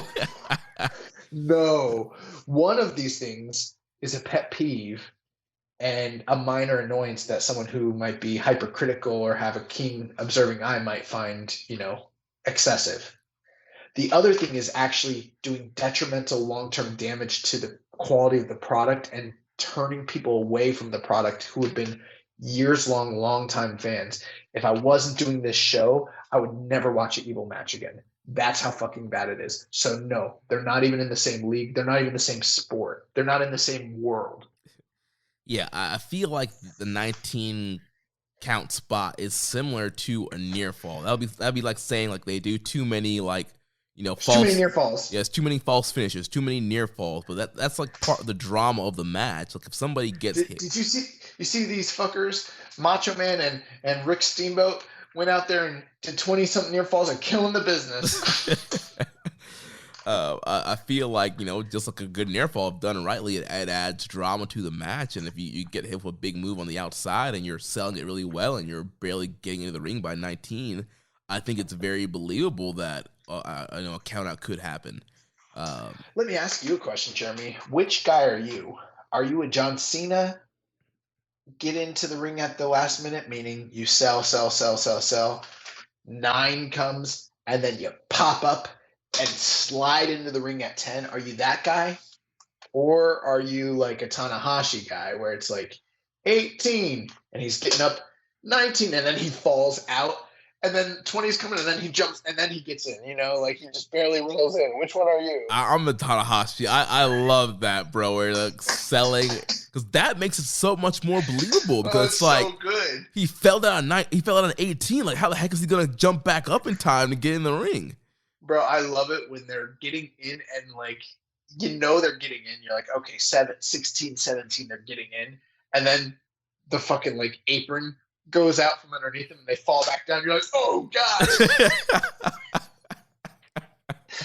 I remember there's a match from Ring of Honor. What's the big December show that they have? Best in the World? Yeah, that's their end of the year pay-per-view, yeah. 2015, 2016 was the last big show that no, I'm sorry. Final Battle is their last show. Final Battle, that's right. There's a Final Battle match. It's AJ Styles challenging for the ROH World title. I think it's his last title shot ever in Ring of Honor. The Jay Lethal match? Against Jay Lethal, when Jay Lethal was on his like monster run. And there's an incredible count-out spot where, remember the rumors that AJ was never going to wrestle again and he was about to retire because his back was like so messed up? Yeah. And then they do a spot where he goes over the top rope through the announce like timer's table that was at ringside. He literally goes over the top rope through it. And like they have the 20 count too. And at 18, he tries to get in, he rolls out. And I was like, oh my God. It's one of the best ones ever. And then he gets in, but like that made the match. Like I can't tell you so many times where that's made the match. You know what has never, ever, ever, ever made a match? Anytime someone has ever pulled out a goat wire and choked anybody in professional wrestling for any reason, especially when their name is Dick Togo and it's in New Japan Pro Wrestling, it's the worst shit ever. Or being hit by a pimp cane. That's bad too. Man, oh man. Dom Homie 101 asked me, is it me or was the Ishii Evil Dick Togo timekeeper table spot funny? I did like that spot. The Abe spots are funny. Yeah, so Evil's been doing this thing where he he pushes over the Abe at the announce table, and the table flips over him. But Ishii gave Evil a little taste of his own medicine. He set up Evil at the announce table and pushed him over, giving Evil a little taste of his own medicine. And yeah, I did like that spot. So the next question, Dom Homie 101 asked us, so what song by Kanye Omari West, a.k.a. Kanye West, reminds you guys of Evil? I felt he asked this before, and I thought we'd answer for it. I don't remember what we said the last time. He asked us a different rapper, but man, I don't know. I'm trying to think of what's a good answer. Maybe Fade. Because I want this man to go away. You want this man to fade away and classify himself as obsolete? Yeah. I don't know. Maybe Flashing Lights. Because that man's a flash in the pan and he needs to fucking go away. I don't know. I know most of Kanye West songs that I know are his really, really big hits. I'm kind of just what about Gold Digger? Because he's stealing money from this promotion. How about All Falls Down? Because if this man keeps getting pushed, it's going to bring the company down to the ground. Seriously. I don't know, man. But that's it. Yeah, let's move on to the main event here. So we had the Ace, Hiroshi Tanahashi, defeating Kenta, 24 minutes and 51 seconds. Oh, okay. This match, Tanahashi versus Kenta, awesome match. I really, really enjoyed this. Most of the matches they've had in New Japan, I've liked quite a bit. I think the one I least enjoyed was maybe the briefcase challenge from late last year. Yeah. But other than that, their G1 matches have been very good, and I've enjoyed what they've put together. And it's always interesting when they wrestle each other because there's the initial generational rivalry in the sense that when Kenta was the major main star of his promotion, Pro Wrestling Noah, Tanahashi was kind of the fast rising New Japan star. They kind of had similar trajectories. And now, all these years later, they find themselves in the same company and they're kind of on, their paths are finally crossing. And that's always kind of part of the story. But then there's the second part of it where it's Kenta's a scumbag. He turned his back on Katsuyori Shibata and he joined Bullet Club and he betrayed the fans and everything that everyone thought he was, he threw all that away. And then you take into account the feud they had the year prior with the red briefcase and the U.S. title challenge and kind of all the mythos there. And they kind of told all of that in one fine tale here in this match, which was they had some good build to this match, but this match didn't seem like it was going to be any sort of seminal moment. But then you had the involvement of Katsuyori Shibata, which was unexpected. And then you had the emergence of the red briefcase coming back. And then you had the callback spots to the previous matches. Plus the match just happened to be really good bell to bell regardless. And then you throw those other cherries on top and you're talking about a classic. I thought this match was probably the best match they've had since their first initial G1 outing a couple years ago. I thought this was the best match. Maybe even better than that. I think this might be the best match Tanahashi and Kenta have had in New Japan because this was the most fully formed version of Kenta taking on modern Tanahashi. And yeah, I just thought this match was awesome. Yeah, for me, I think I still like the G1 match a little bit better, but I really enjoyed this match as well. The one prior. Was that? Last year's or the first one? The first one. Okay, when they were both faces, basically. Yeah, the 2019 G1. Yeah, I really enjoyed that. I think that's probably the best match in my eyes. But this match was really good as well. like you mentioned, Shibata coming out on commentary at the beginning of the match, so you knew that was kind of foreshadowing things to come.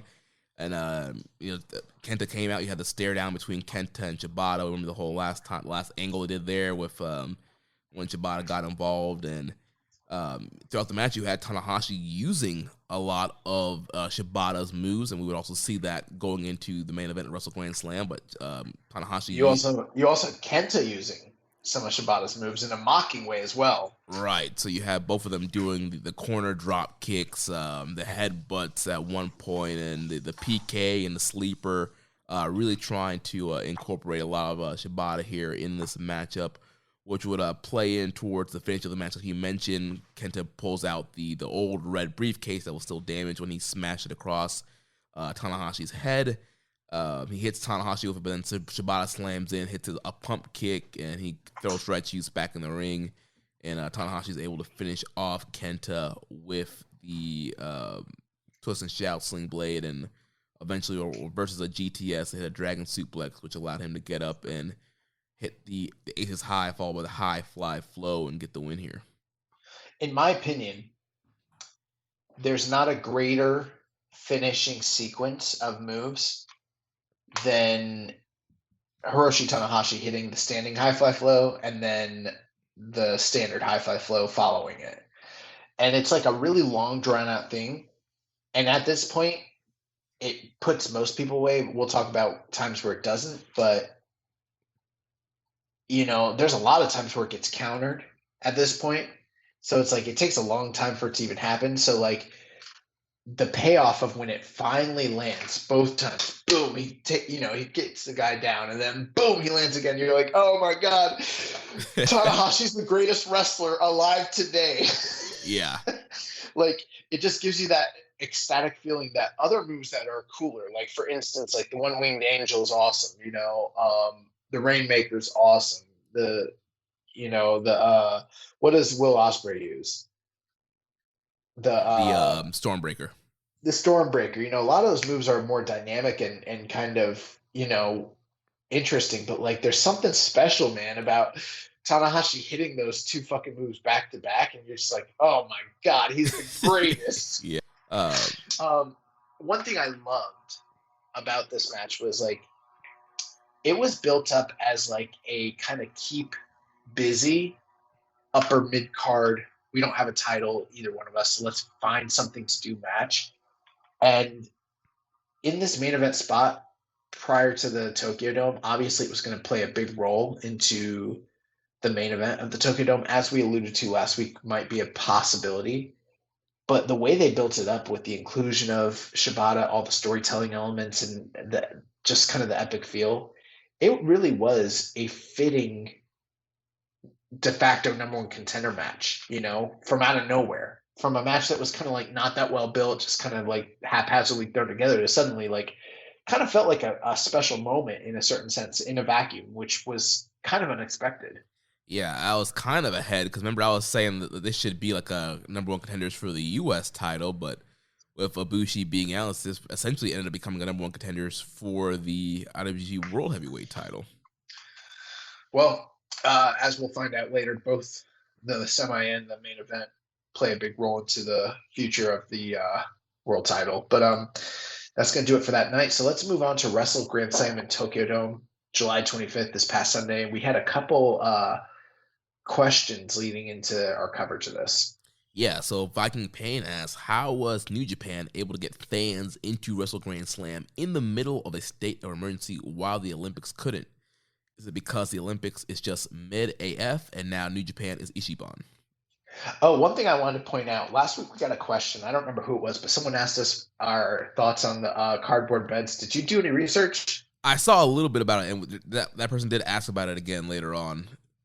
Yeah, so basically they didn't want people in the Olympic Village fucking. So they outfitted them all with beds made out of cardboard that were strong enough to support one individual's weight, but if two people got on it, it would literally collapse and fall to pieces, and then they'd have nowhere to sleep. And that was to try and curb the spread of COVID. I wonder if it worked. Bro. Anyways, listen, if anyone wants to question New Japan's power, people thought those stories about them trying to keep Kenny Omega out of the country were fake.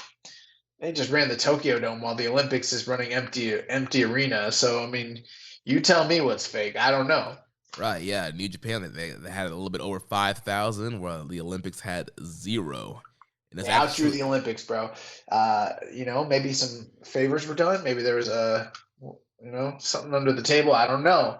Actually, to be honest, I think what most of it was that they'd already sold the tickets and were kind of grandfathered in before the true state of emergency protocols were put into place. Because remember, they couldn't sell any more tickets after a certain period of time. Right. Yeah, they got cut off 2 or 3 weeks before they were done selling tickets. Right. So I don't know. We don't live in Tokyo. That's what we know. So Dom Homie 101 asked his thoughts on the atmosphere. I think another thing too is just the fact that you have all these other athletes coming in from out of the country too. Whereas as far as New Japan, at least, they're doing, I don't know what the Olympics testing. They're all vaccinated. Right. They're all vaccinated. They're doing testing and. Bro, vaccination is so weird. Obviously we're all pro-vax, whatever, but I'm hearing weird stories in the media about these breakthrough cases with the Delta variant. I don't know. I'm hearing about some people getting really sick even though they're vaccinated, but bro, I don't know. It's over for me out here. Delta's will work? No, I'm not saying that. Delta's probably real. I don't know. I'm sure there's going to be mutations. I mean, most pathologists and virologists were kind of saying that much since this whole thing started, so I don't know. Right. Dom Homie 101 says, thoughts on the atmosphere at the Wrestle Grand Slam show that took place at the Tokyo Dome. Did it seem off to you guys to see a dome show without the big stage setup? Yeah, man. The atmosphere for this show was very jarring. First of all, seeing the dome without, it wasn't a Wrestle Kingdom setup. Because it was Wrestle Grand Slam, they were trying to go for more of the baseball feel. So you had the guys, coming out from the dugout. Just like Jingu Stadium last year, you kind of had them come out through the dugout, more of a baseball kind of look. And it was just super jarring than the fact that, normally, last several years, we're used to seeing the dome pretty filled up. And I know this past Wrestle Kingdom, we had 2 nights that were limited capacity, but it still looked a little bit more full than what we saw here. But yeah, that opening shot where you see the 5,000 people, there's no big stage, there's more light than usual. It just, everything about the whole setup and the atmosphere was just super weird. Yeah, I mean, I think that's a great cover story that they're we didn't do a big stage because we're trying to keep it more baseball oriented because it's Wrestle Grand Slam. Maybe that's the case, or maybe, it wasn't prudent or, financially viable to do the big production and the big stage and everything like that. So I think that could be just a nice little cover story, possibly. I'll tell you this much, Jeremy. I hated watching a Tokyo Dome show with less than 6,000 capacity. It was not for me, and it took me days to finish this show.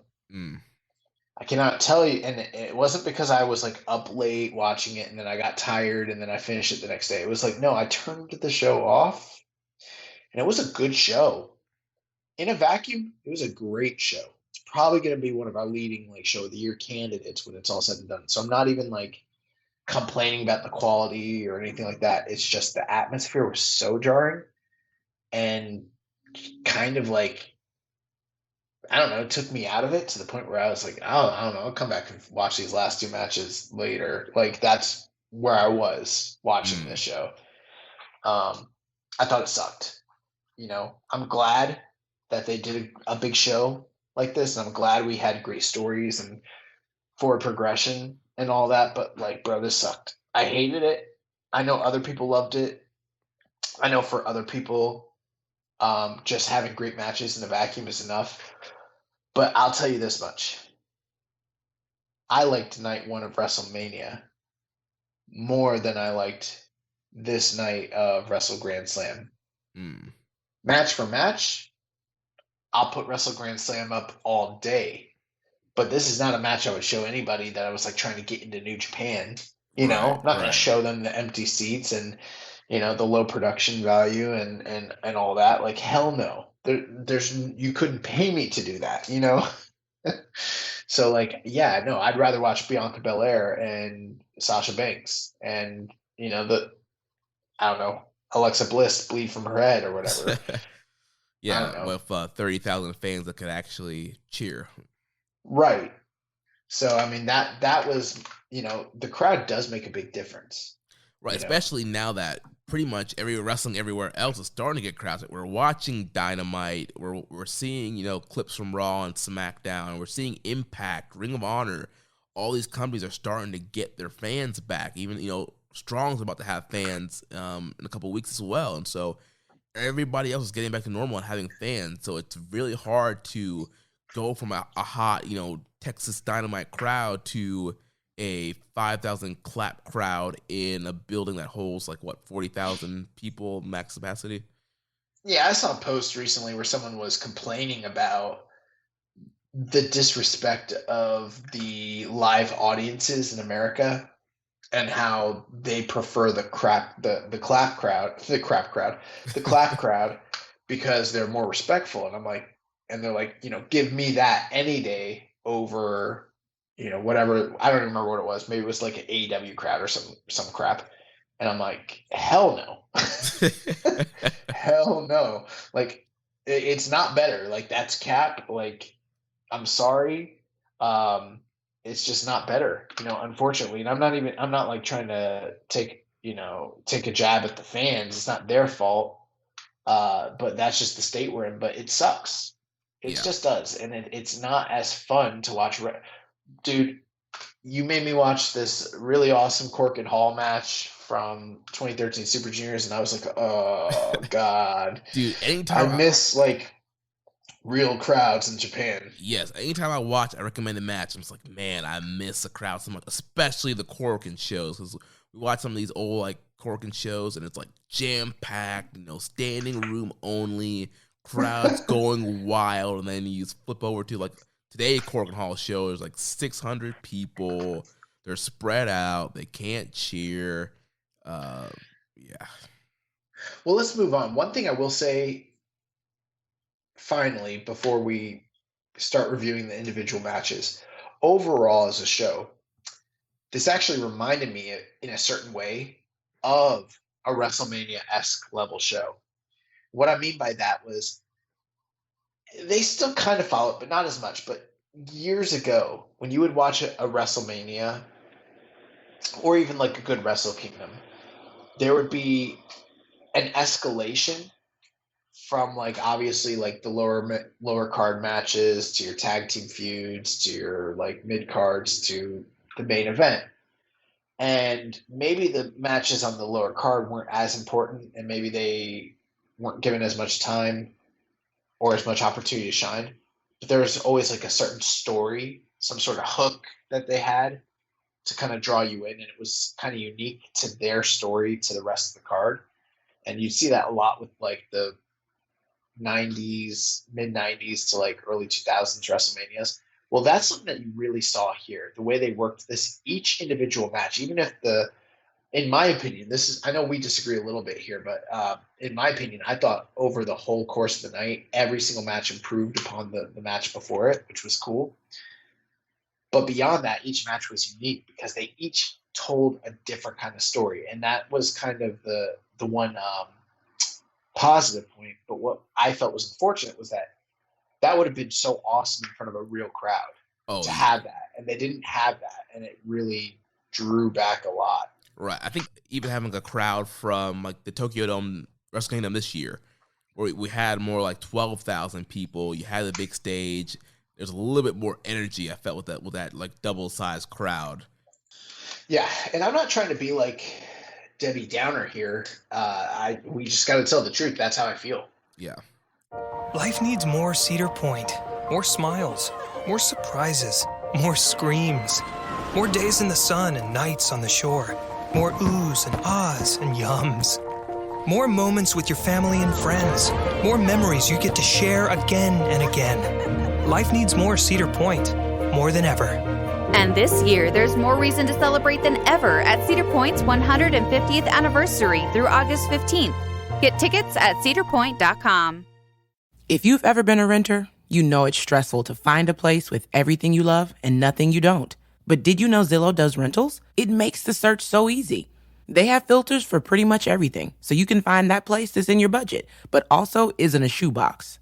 Or a place that's close to your parents, but far enough they have to call first. Plus, it's easy to apply, request tours, and pay rent in the app. Head to ZillowRentals.com and find your sweet spot. Well, let's start off with the pre-show. We're going to start off with the pre-show Rambo, the 22-man New Japan Rambo with handcuffs match.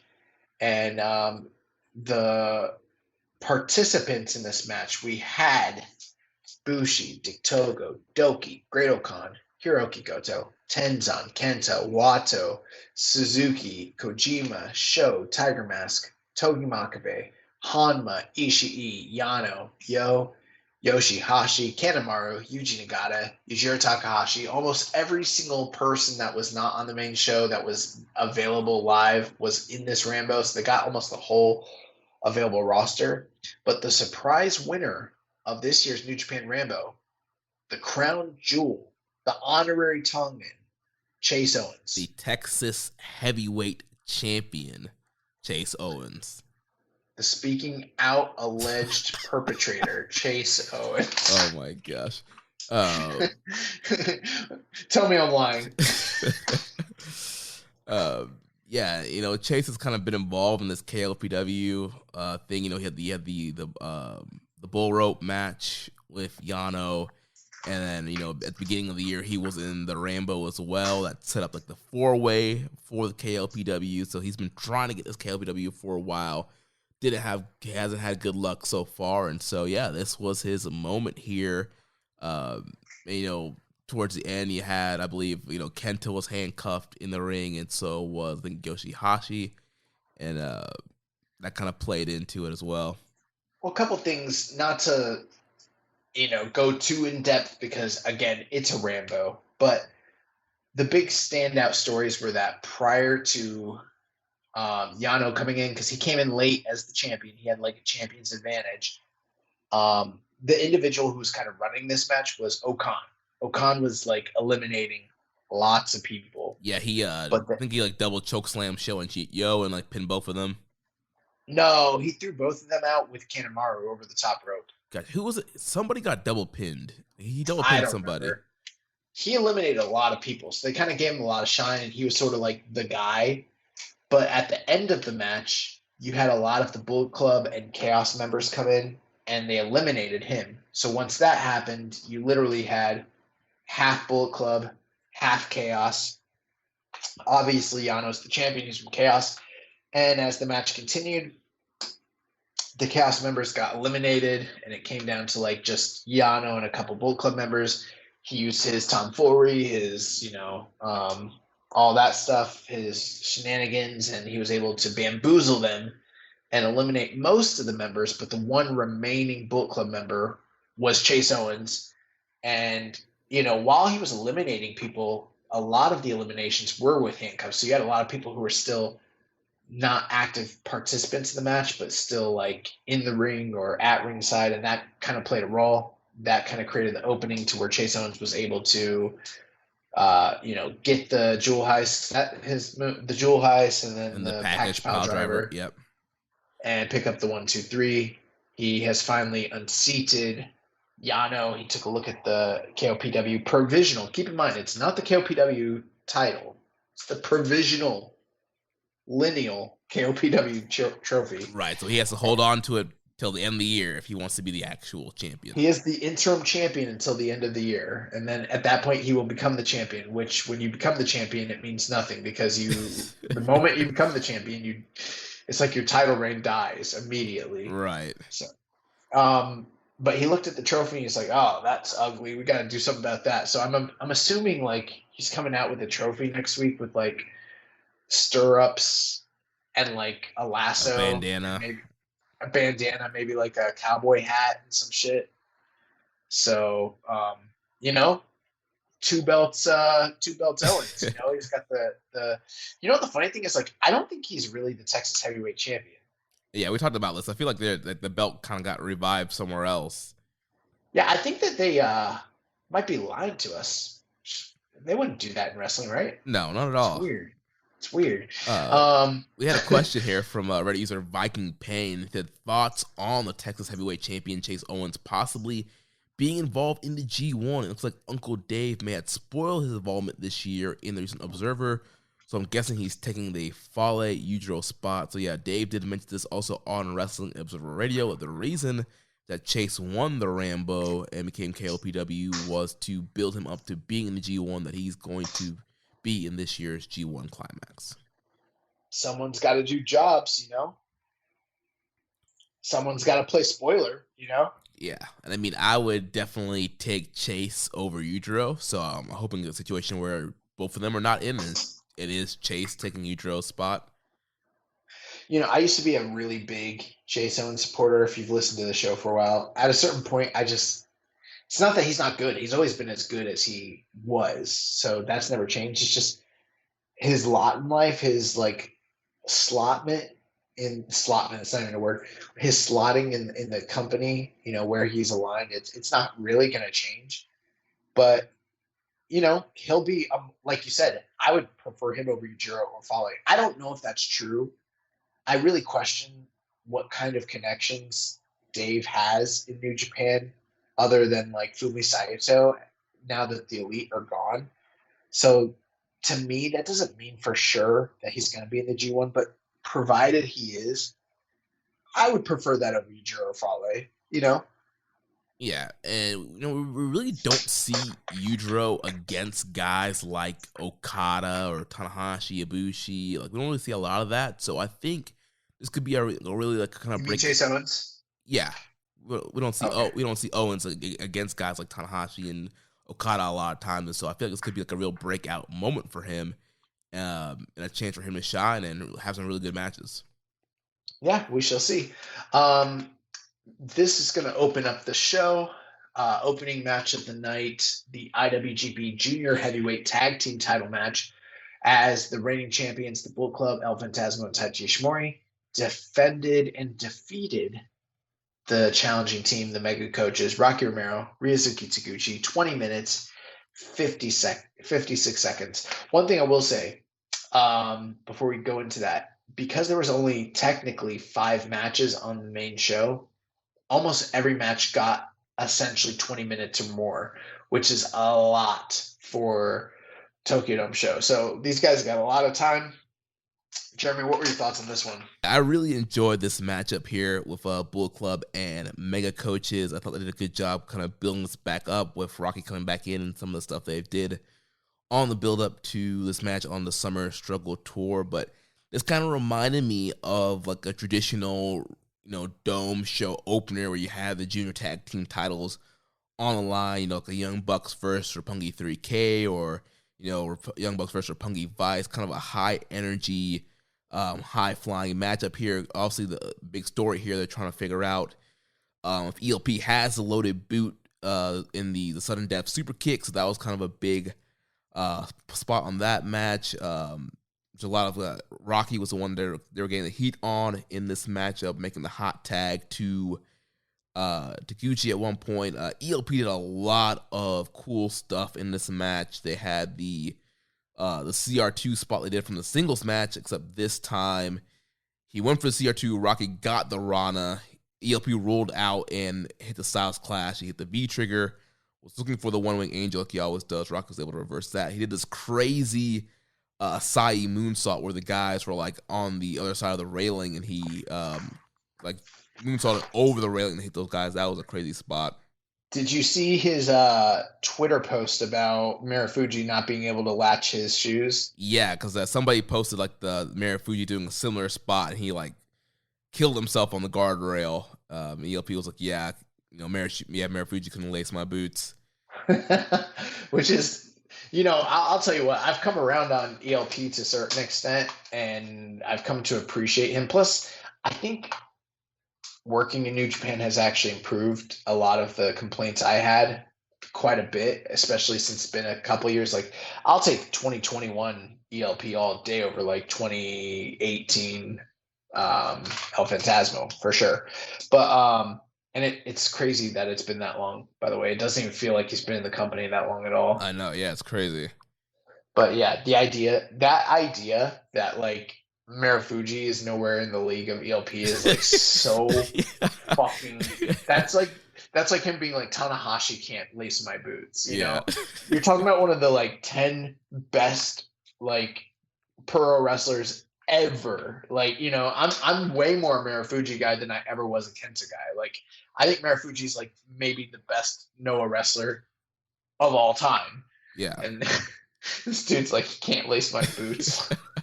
Fuck off, dude. Yeah, but his Asai moonsault was awesome. He's so funny. Then he had the sudden death was hit on Rocky, but then Taguchi made him hit Ishimori, and then he was able to get the boot off. He was trying to show the ref what was in the boot. Ref was distracted. He was able to do the low blow, hit the CR2, 1, 2, 3, ELP, and Taiji retain. Yeah, so we kind of really wondered quite a bit how that finish would play out. And as I kind of speculated, Rocky did eat the big sudden impact. I went back and rewatched that finish from the week prior. One thing I don't think I realized last week was that as time was expiring, he actually kicked out of the sudden impact. Did you notice that? No, I didn't. So actually, yeah. Because ELP's post match, he was saying he didn't hit him in the right spot. Yeah, he actually did, but that was part of it. Was that like he didn't get all of it? Like there was the distraction from the towel, and then he grabbed ELP grabbed the towel, and then landed the sudden impact, is it sudden death? Sudden death, yeah. God, I always call it sudden impact. He landed the sudden death, and then as the time was expiring at like 2, Rocky gave like a weak kick out. Yeah. And it was like, oh, he kicked out of the sudden death. But it wasn't like official, you know? But Rocky ate the sudden death. Taguchi was able to get the boot off. One thing I did not like was when he took the boot off. It's not a boot, really. It's a wrestling shoe. It's a wrestling shoe, which is normal. Most guys that wear kick pads and tights do wear wrestling shoes. But he's wearing like some flimsy ass, I don't know what they were. They were like some Asics or something. Like basic, the very basic wrestling shoe. Your first ever wrestling shoes that you get. They're like the most basic wrestling shoes, which they're like cloth, you know, which is fine. But you think, like, to me, if they're running this gimmick that he's loading up the boot, there's no way there was anything in that shoe. Taguchi sold it like there was something in the shoe. Like he looked in and he was like, oh, you know, like he like just nutted himself. Like that's the kind of like look he had. And then he like hands it to Red Shoes and then he gets punched in the dick. And then they never like go back to it. You know, if they went through all that trouble to take the shoe off and like Taguchi knows what's in there and expose it, why didn't like post-match Taguchi be like, yo, he's got adamantium plates in the shoe, you know? On Twitter, Taguchi was like, he did not find the secret. He said that it was a message that said F you, Taguchi, in the shoe. Oh, that's what it said in the shoe? Yeah. What? That's funny, bro. Yeah, so I don't know. Like, to me, I'm thinking he's wearing, like, steel-toed, like, Timbs or something, you know? Mm-hmm. Like, just fucking stomping a mud hole in people, like, fucking people up. There's actually these shoes on, like, Instagram that I get, like, you know how you get targeted for ads? Yeah. There's these shoes. I don't know what they are, but, like, there's, like, a dude walking on nails and shit. And, like, and he takes, like, a giant anvil and he drops him on his foot and he's fine. And it's, like, some sort of, like, heavy duty. But they look like tennis shoes. They're, like, green. But they're like badass shoes. They're like all like steel inside, and like you can like walk, like they don't get punctured, or they're like. And I'm like, dude, what kind of stuff am I looking up on Instagram and online that like people think that I want to buy these like badass like metal shoes? Maybe Instagram is trying to give you a new gimmick. I don't know. But yeah, I'm gonna find that ad and then direct message it to Phantasma. I'm like, hey, when you're ready to do the big reveal, maybe you can get an endorsement deal out of it from these dudes. Yeah, swipe But up yeah. to use the code. But good opener. This for me, weakest show of the match or weakest match of the show. But like I mentioned, I felt like all throughout the night, each match got better and better. For this one, I would have gone like 3.5, which I thought was a really solid opening like rating. And I liked the story, and yeah, I thought I liked that's the hook that I talked about, the story, what's in the shoe, Yeah, I went 3.75 on this match. I really liked it. I thought it had a lot of energy, a lot of high flying. We've talked about the junior matches lately. There haven't been a ton of flying, and I thought a lot of flying here in this match. Great story, great build. I feel like if this had a crowd, I would have gone higher. But yeah, great way to kick off the main card. So that's going to take us to the next match of the night, as the IWGP Junior Heavyweight title was on the line, as Robbie Eagles challenges the defending champion, El Desperado. Yeah, so, Robbie Eagles here coming back to New Japan from Australia after being, off for a while. And they've kind of built this rivalry up with him and Desperado here, getting calling his shot after Despy had defended against Taiji Ishimori. So I thought there was some good setup here in this match. Both guys were working over the legs here. In the matches building up to this match, Despy had hit Robbie Eagles' leg with a chair, so Eagles was already coming in with an injured leg, and Despy targeted that also to set up the Pinche Loco, or excuse me, actually the Numero Dos, and then keep mixing up names here. Eagles was going for Despy's knee to set up the Ron Miller special. So both guys going after the legs here. Match here got a lot of time as well. 19 minutes, 56 seconds. Came down to Eagles hitting the 450 on the leg to set up the Ron Miller special, and Despy tapping out. And we have a new junior champion, Robbie Eagles. Yeah, I was very surprised by this. Just because we talked about, the way they've kind of treated Robbie in the past, and not to say he was mistreated, that'd be, an overstatement, but in the most recent outing that he had with the company during the Super Juniors tournament, he was not given very many main events. He was kind of a 500 guy. They kind of kept him middle of the road. And at the time, too, that tournament was occurring when, Super Juniors got moved from May to the end of the year. We didn't have hardly any non-domestic guys in the tournament aside from Robbie Eagles. And when you kind of compared who they had available in that tournament, most of them, I would have thought that he was a higher up trajectory than most of them. But, that's just the way the cookie crumbles. And him coming back, to me, obviously, the big money match that's on the docket is Desperado and Hiromu. One thing that's worth mentioning, when this show started, Hiromu Takahashi was announced as being medically cleared for competition. He kind of came out and opened up the show, as he's done on, many previous shows. We've actually seen him do lots of jobs, manning cameras, ring crew, making announcements, disinfecting, all sorts of stuff. So in my train of thought, I was just like, yeah, they're building to a Hiromu Desperado match, and that will be next. And Robbie's just kind of the flavor of the month. And then they go out there and they have a great match. And I know for some people this might not have been their speed, but I'll tell you one thing. Robbie Eagles, not only is he a fantastic wrestler, but dude, he is a consistent fucking seller in a believable way, man. I mean, this was awesome leg selling, which really added to the drama of the match and kind of kept things in doubt. And by the time that he was setting up for that 450 to the knee and the Ron Miller special and everything, I was like, can this guy even climb the ropes? Is kind of what I was thinking, Right. I just didn't expect them to go with him as the next champion. It seemed to me that he was coming in a little cold.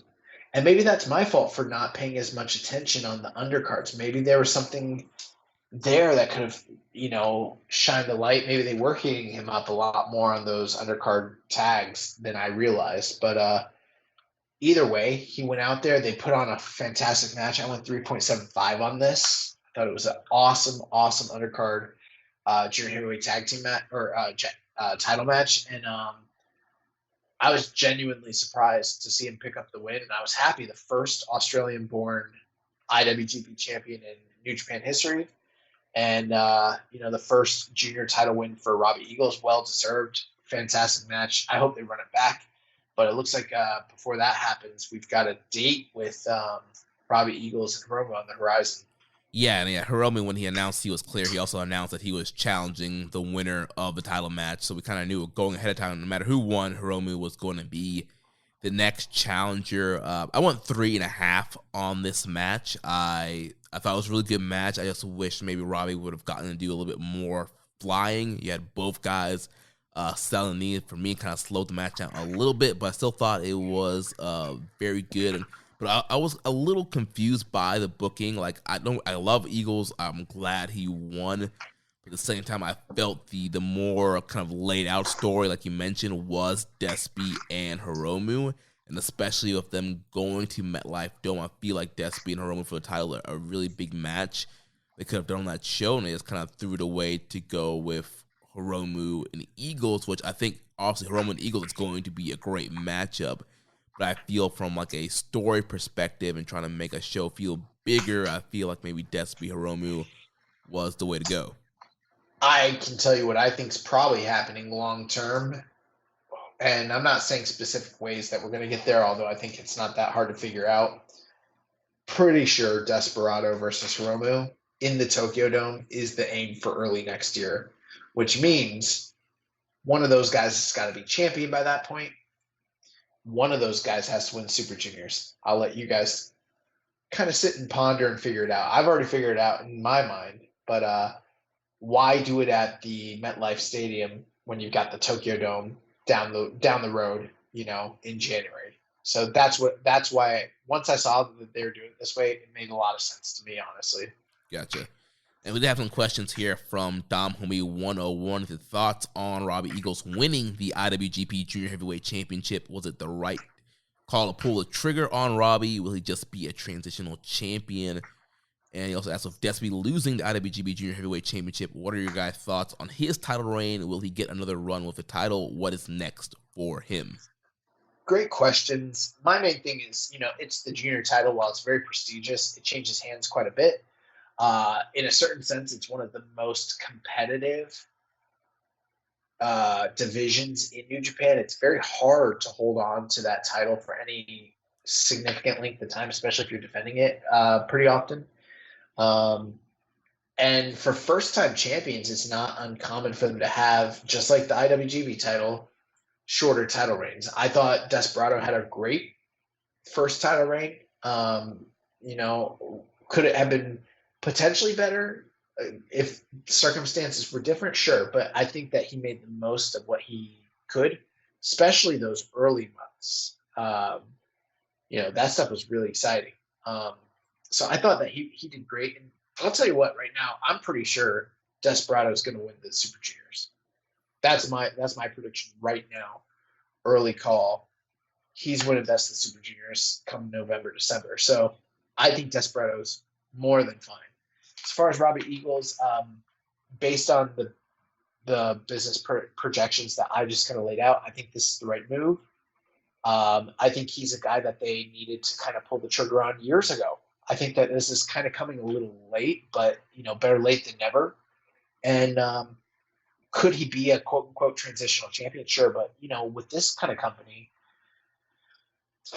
if you're Bushi and you win the title, and then you're a transitional guy, maybe you never win it back. I mean, that's kind of seemed to kind of be the case. Yeah. But if you're Robbie Eagles and you win the title, and you defend it once or twice, maybe even just once, and then you lose it,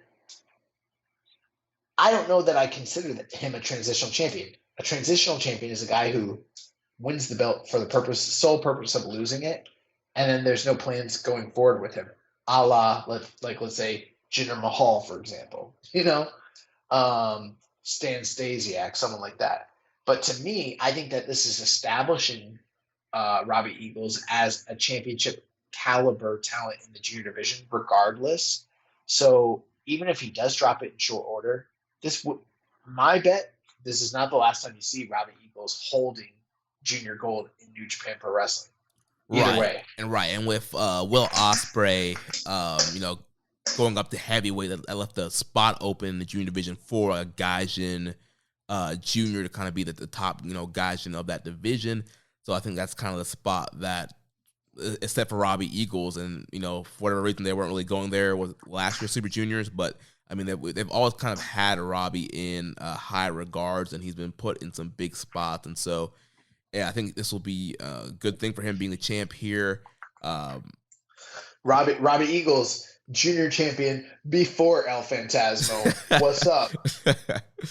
I think that should be a title match that happens. Those guys have great chemistry. There's a great history and rivalry there. So hopefully Eagles holds it long enough to we get an ELP matchup there. But yeah, it's going to be really interesting what happens with Eagles and Hiromu at Wrestle Grand Slam and MetLife Dome, if he's just going to drop it to Hiromu or is he going to hold it for a little while. The other thing too is had Desperado won it, sure they could have done the Hiromu match, but aside from that, who else is left for him? Right now. Obviously, if borders open, that changes, but there wasn't a lot more he could do, Right, he kind of cleaned out what was there. What was available. Yeah, the only thing was, the Hiromu match. But you want to wrestle Tiger Mask, Wato? What's next? If Rocky was sticking around, maybe he could have wrestled Rocky. Rocky needs to pick up a big win or two. Oh, in this company, you don't got to do that. You just call your shot, right? Exactly. Oh, yeah. Never mind. But yeah, I thought Despy had a decent reign for circumstances. Obviously, with COVID and the way tours are all set up, and there not being a ton of juniors right now, I think they did the best they could. I would have liked to see him retain, like I said, and face Hiromu at MetLife, but I think you're, being ahead here and seeing the bigger picture, and that's Hiromu and Despy at Wrestle Kingdom. Great. I went 4-star, or I went 3 3/4 on this match, so really, really liked it. The next match of the night, first special singles match, as the Rainmaker, Kazuchika Okada, takes on Jeff Cobb. Yeah, this match was awesome. Like we've been saying, Cobb is on fire in this heel role, being a part of the United Empire. And he's so strong and he's so athletic. One of the first big spots he does Okada's drop kick on the top. He had Okada sitting on the top rope, and he did the drop kick that Okada would normally do, sending Okada flying out, and also working on the back of Okada throughout the match. That's kind of been the story this year is, with Okada's, quote unquote bad back, and Cobb, throwing him around and working over the back in this match. It's a lot of cool power moves. Where he caught Okada from the plancha and did he did a running delayed suplex. So it was super awesome. So he did a ton of cool spots in this match. There's a lot of times in this feud during the actual preview matches as well as this match where Jeff Cobb has shown his ability to kind of read and counter Kazuchika Okada. A lot of those counters involved him catching him and throwing him for a fucking loop, which was awesome. Yeah. One thing I will say, this might be a little controversial. Now, I know that this distinction is something that is solely awarded by Keepin It Strong Style and our listeners, but I still kind of feel like it's a bit of a prestigious award at this point for how long we've been running. The Keepin It Strong Style's Carl Gotch Strong Style Wrestler of the Year, the guy that is the best badass who has the most realistic fights. Right now, for me, Jeff Cobb is leading that poll. And that might be a little controversial because you might say to yourself that Shingo Takagi's obviously right now probably the front runner for Wrestler of the Year. But while Shingo's still been a badass and has had some wars and things like that, a lot of his matches are kind of more in line with that, major main event feel, the house style of New Japan. He's still bringing his like hard-hitting nature to it. But like for my money, night in and night out on the preview matches, in the singles matches, nobody's kicking as much ass in New Japan this year in 2021 as fucking Jeff Cobb. And like he showcased it here in this match with like Okada. Like he was manhandling Okada. And one thing I loved about the match too was like the athleticism that was on display from Jeff Cobb. You mentioned it, Jeremy. And in fact, I kind of feel like it was his undoing in that he was trying to play a game of anything you can do, I can do better. Yeah. And that's what allowed Okada to find openings. Right, like the one point where he's going for like a tour of the island. He's like trying to do like a Rainmaker tour of the island, and Okada was able to catch him with a big drop kick. And so yeah, whenever he kind of tried to up the ante with the athleticism, Okada found the openings to kind of catch him with some moves, and that's kind of what happened here towards the end. Cobb, he's like a big running headbutt, and once again, he's trying to show his athleticism and power, and Okada was able to catch him, which I call the Omega Cradle, that that cradle that he used to get the first pinfall in the 2 out of 3 falls from Dominion against Kenny, and he also used it against Jericho as well. He was able to catch Cobb with that. Yeah, I'm a big fan of that move just because it is like the callback like that.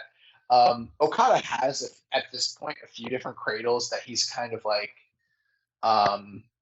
employed in his later wrestling career here the past couple of years, but like none to more effect than this sit down cradle that he does. And as soon as he hit it on Jeff Cobb, I was like, oh god, he won. The one move in this match that was the most like, holy shit, I can't believe they just did that, was the part where Okada, I believe, I could be misremembering this, but I believe Okada tried to do a plancha to the outside. Yeah, that's the spot I was talking about earlier, where Cobb catches him as that running delayed suplex. On the outside, though. Yeah, on the outside, yeah. Yeah, bro. Like, that was something where, like, I could understand why they did it, because they did it. I don't know how hard the Tokyo Dome stage is. I'm sure it's no cakewalk, Yeah. But I would bump on that a million times over versus, like, the actual Earth.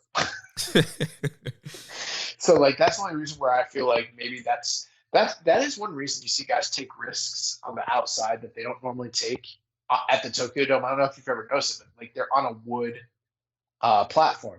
Still dangerous. I mean, we saw like Rick Rude's career ended, in a similar situation in Japan with when he was wrestling Sting. So, it's not like there's no risk, but at the same time, you can do a lot more. You could take a vertical back suplex and beat Kazuchika Okada in the Tokyo Dome on a wood platform versus hitting that cold hard cement, So that was pretty crazy.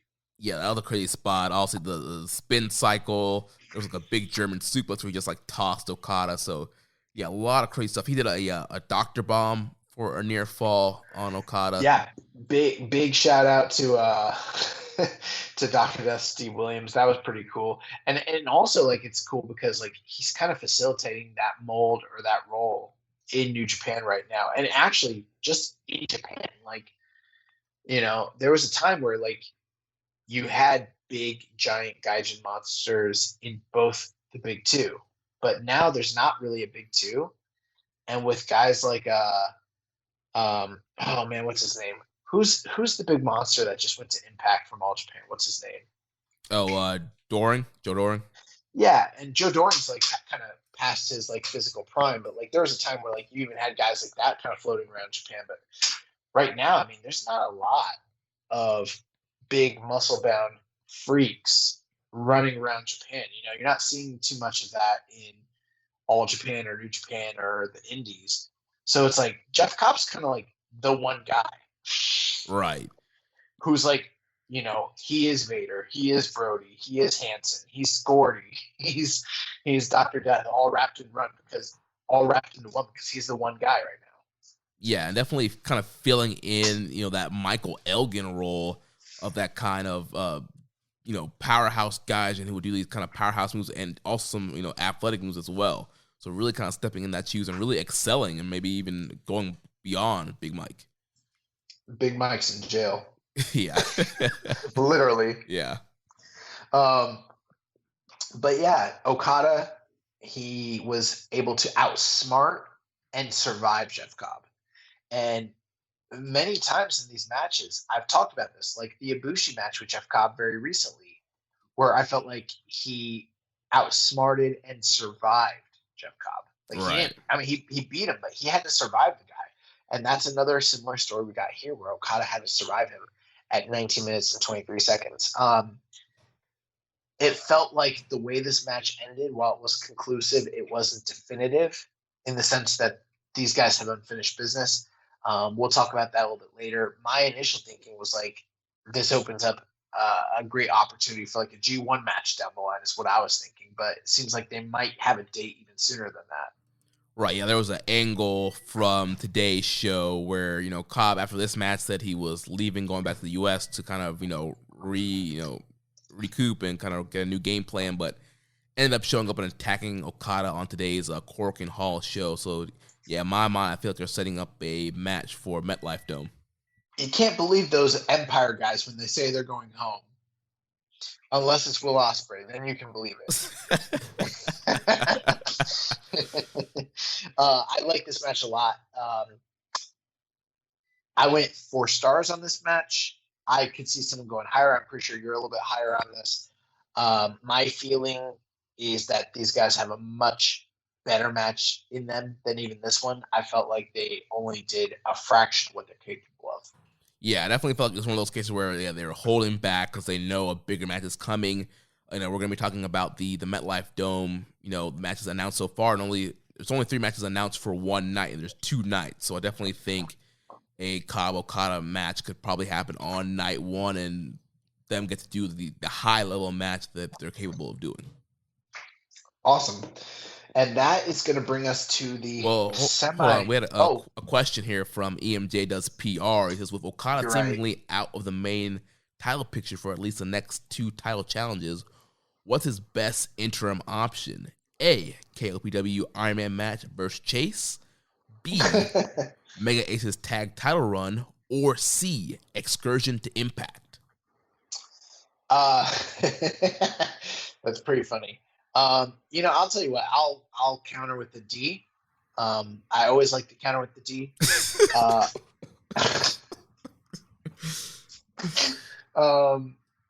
I'm totally fine with Kazuchika Okada being in a special singles role like he was here with Jeff Cobb for the time being, Remember when Kenny wasn't the champion and he was just kind of out there having singles feuds and just tearing it up?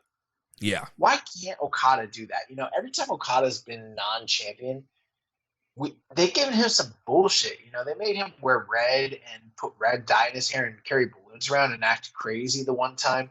The other time he had to wrestle Gato and fucking Yujiro for 8 months straight. Why can't he just wrestle great wrestlers?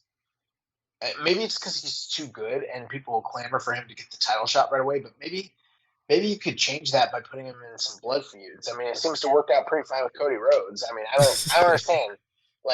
And I think this is a good step in the right direction. I'm fine with him being the guy that has awesome feuds with guys like Jeff Cobb in the upper mid card until time is ready to pull the trigger on him again, Right. I think it's a great way to kind of keep him hot is, have him getting these feuds of guys like Cobb and have some great matches. So then when it's ready, you can just kind of pull the trigger and get him back in the title picture.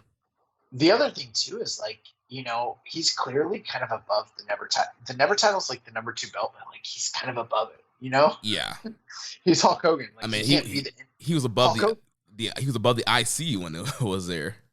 Right. Hulk Hogan can't be Intercontinental Champion, you know? Yeah. Like, and neither can Okada.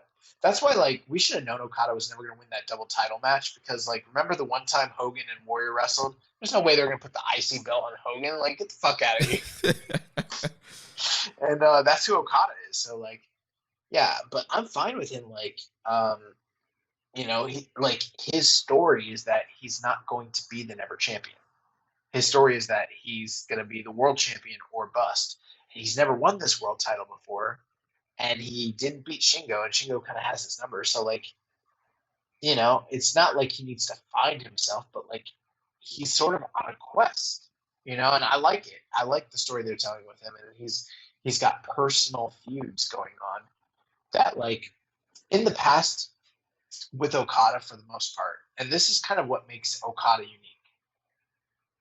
Aside from Tanahashi, almost every single feud he's had his entire career has centered around one thing primarily, the title, and nothing else. Right. You know? Whereas there's a lot of other guys. Like, I listened to the Kenny Omega interview on Wrestling Observer Radio this past weekend. He talked about how he's got built-in feuds with all sorts of people all over the world, whether they have it or not. He's like, you know, maybe one day we can run AJB. We got history. Maybe we could do Jay White. We got history. Ibushi, we got history. Tanahashi, we got history. There's history there. But, like, Okada for Okada being on top since, like, 2012, 2013, he's got no history with anybody. He's got match history, but there's no emotional history for most of those feuds. I think now is the time where you start building emotionally based feuds with him and the current crop of talent so that when he does become champion, it's not just the story of history, legacy. It's like, well, I'm defending this title, but you and me, we got old country beef. Right, we gotta run it back. You jumped me at the Grand Slam. We gotta run it back. Right, you know, and he doesn't have that with anybody really. I mean, even Naito, he doesn't really have that. Ibushi, you know, it's kind of crazy if you think about it. Yeah, that is crazy. Yeah, that's a great point. Thank you. But the fifth match of the night, the semi-main event, we have the IWGP Tag Team titles on the line as Los Ingobernables de Japón, Sonata and Tetsuya Naito, the current reigning champions, defend their titles against the challengers, the former champions, the Dangerous Tekkers Taichi and Zack Sabre Jr. Yeah, so very well-built feud here between these guys. Like we talked about, their singles matches building up into this match. And like we mentioned, Zack Sabre Jr. was the target here. You know, he was the weak link. He was the one that dropped the fall. In the last tag team match, he's the one who he got a draw and then lost against Naito. He's coming in here with a banged-up knee. So he was the focus here, and Sonata and Naito pretty much working over Sabre a majority of this match. And there was one part in this match where they were just like working on the knee, and Sabre was in there for a long time in the match before he can get Taichi back in. Yes, that was, in my opinion, very much influenced by some of those classic Champions Carnival matches. The 88 finals comes to mind specifically, where one of the members is, you know, injured and unable to tag in, and the other individual is kind of called upon to be the guy inside the ring defending against both people. And actually the 81 finals is kind of the finish of the 81 All Japan tag team finals is kind of like that as well. So kind of a similar story that they've done multiple times, which makes sense too, because it, again, in this match you had Sonata and Taichi, and both of them were kind of harkening back to some of their All Japan influences as well, which was cool. But yeah, we talked extensively about the singles matches leading into this match, and the prior match 2 weeks ago in Osaka where Dangerous Tekkers dropped the belts, and Zack Sabre kind of seemed to be the target, and LIJ they were sort of ruthless here, especially Tetsuya Naito. You know, he wasn't necessarily like the aloof trick kilo guy. Like, he was sort of vicious and a little bit ruthless in this match, and really had a concerted, consistent effort to take out the knee of Zack Sabre, and it paid off for almost the whole match until it just didn't. Yeah, I mean, also, yeah, that was the clear focus here. They're attacking the knee. He got like that death lock thing at one point and really cranked on that, and Zack really had to fight towards the rope there. But, this was kind of set up for Zack to have to redeem himself and, prove that he wasn't the weak link. So even though majority of the match he was getting beat on, with a lot of heat on him, he was able to come back, hit the Zack driver, which allowed Taichi to use his this new sumo elbow thing he's been doing, and Zack was able to use the European clutch on Naito to get the win. So he avenges the loss against Naito and proves he wasn't the weak link, and gets a big win here for Techers to get the titles back. Yeah, it's funny that you mentioned the idea of Team Hell No, and then there's kind of a little bit of a similar story here. I mean, you've got the best technical wrestler in the world trying to go out there and prove that he's not the weak link. Right. Wonder where I've ever heard that story from before. But I thought that, the funny thing too, this match went 37 minutes, 58 seconds, very long, longest match of the night, just a few seconds longer than even the world title match in the main event. And I saw people complain about this. And for all the love that Dangerous Techers get within certain circles of New Japan fandom, there seems to be a subsect of fans and pundits that are just not big fans of the Dangerous Techers and their style of wrestling for whatever reason. And amongst those same kinds of voices, there's people who were kind of complaining about the match length here. And I will say this, I thought overall the show was too long, which sounds crazy. It's 5 matches, each one was getting 20 minutes. I think that's another thing that kind of, along with, now in front of a live, exuberant crowd, I don't think the show's too long. I think every match hits all their marks and strides. And if you have a live crowd, the show just fucking rocks. But because there wasn't a live crowd, 37 minutes, 58 seconds, a little bit too long. Most of those 20-minute matches on the undercard, a little too long. I felt like with the type of atmosphere they had, keeping it a little tighter would have been better. Right. And I know we were actually guessing that this match was going to be a shorter, more concise version of the match they had in Osaka. That ended up not being the case. All that being said, I'll tell you what, I loved this match. I really loved this match. I liked it better than Okada and Jeff Cobb. I thought it was the most well-built match. And I think a lot of the criticisms that are being lobbied against Dangerous Techers and against the IWGP or heavyweight tag team scene, I think most of those individuals probably are not paying as close attention to what's going on in Japan because of how the product is being perceived currently, Yeah. But this is the best the heavyweight tag team scene's been since the early 2010s when Tenkoji was having their monster run. Because I mean, we've been asking for this exact thing to happen, to have meaningful guys and guys like Sonata and Naito have opportunities and title runs and to wrestle established tag teams like the Dangerous Techers. And I feel like they're knocking it out of the park. And I felt like this match was awesome. The story was so different from we talked a few weeks ago about how great that Osaka match was. And then they turn around in the Tokyo Dome. And even if you weren't as high on it as me, I think I'm 4.5 on this, to be honest, which is probably my tag team match of the year, honestly. But even if you're not, even if you're in that 4 camp or lower, there's no denying that between this match, the match prior, and then the 4 singles matches they had, I think we're looking at a feud of the year contender right here, and it might even be the winner at this point based on how New Japan's gone. I love this match. Yeah, definitely a great matchup. I was a little bit lower. I was in the 4-star range here on this matchup, and for me, I think it might have just been the atmosphere that kind of killed it here for me, because they were kind of doing that epic, long style match. There was a lot of great near falls and great near submissions, and especially with the way that Zach was getting beat on and the heat that was on Zach, and with those guys kind of being, quasi bayface, more bayface leaning tweeners now, I feel like a hot crowd would have gone behind Zach and would have wanted to see him, come back and do a fiery comeback. He would have been like that underdog that they cheer for. And I just felt like this match was really, all matches are missing the crowd energy, but I felt like this match especially was just missing that interaction from the crowd with the epic style they were trying to do and the selling they were trying to do, and that's why I'm a little bit lower on it. Can't disagree with you there. Totally understand that.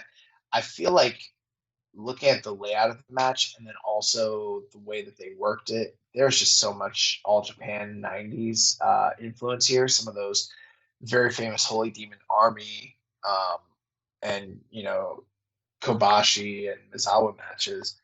I would challenge some of those individual. That's the funny thing. It's like a lot of the individuals that don't like these Dangerous Tekkers matches tend to love 90s All Japan.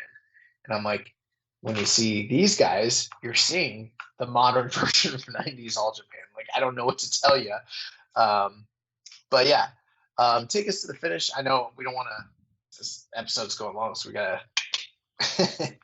But yeah, I mentioned, Zach was able to get the European clutch. He gets to win here. They're celebrating.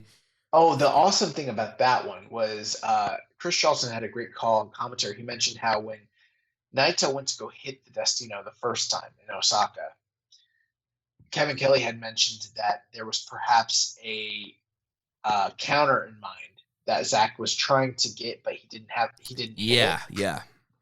And then in this match, he was able to counter the Destino into a European clutch, which came from literally there was, aside from the triangle choke spot he had on Naito after the top rope Hurricane Rana, which was pretty sick, there wasn't much that Sabre was able to kind of offer. And at the very last minute, he snuck out a European clutch. It was fucking awesome. Yeah, so big win there. And then post match, they're jaw jacking with each other.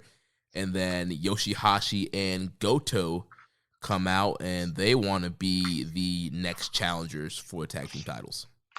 Well, they heard about Chase Owens being, double champion, and they wanted to follow in his footsteps. So, yeah, and this wouldn't be the first time we've seen Goto and Yoshihashi try and step up and make a challenge here. So, they're coming out here, and so we'll talk about what's coming up with these three teams. So then that takes us to the main event here. We have the defending IWGP World Heavyweight. Sorry, we missed a question here from Dom Homie. Oh, my bad. Said, thoughts on the state of the heavyweight tag division? It seems like we got some action with Dangerous Tekkers, Hashi and Goto, and the super duo of Sonata and Naito. Well, I kind of echoed some of those thoughts earlier when I was answering the question, and how some of the events are transpiring are what we've been asking for. And then, I also agree with sort of what you laid out there, Dom Homie.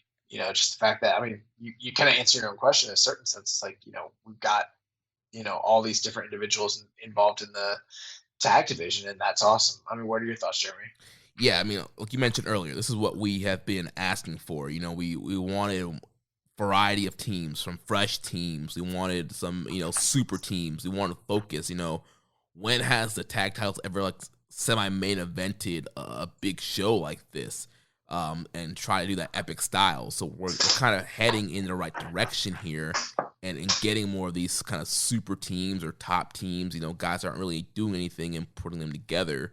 So I think, tag division, it's doing a lot better, especially since we kind of moved away from, Dangerous Tekkers and GOD facing each other 100 times on these tours. Yeah, and the other funny thing is, if you do bring GOD right back, you've got a whole slew of new teams that they also haven't faced yet, so that could take you out till through the end of the year if you really wanted, Right.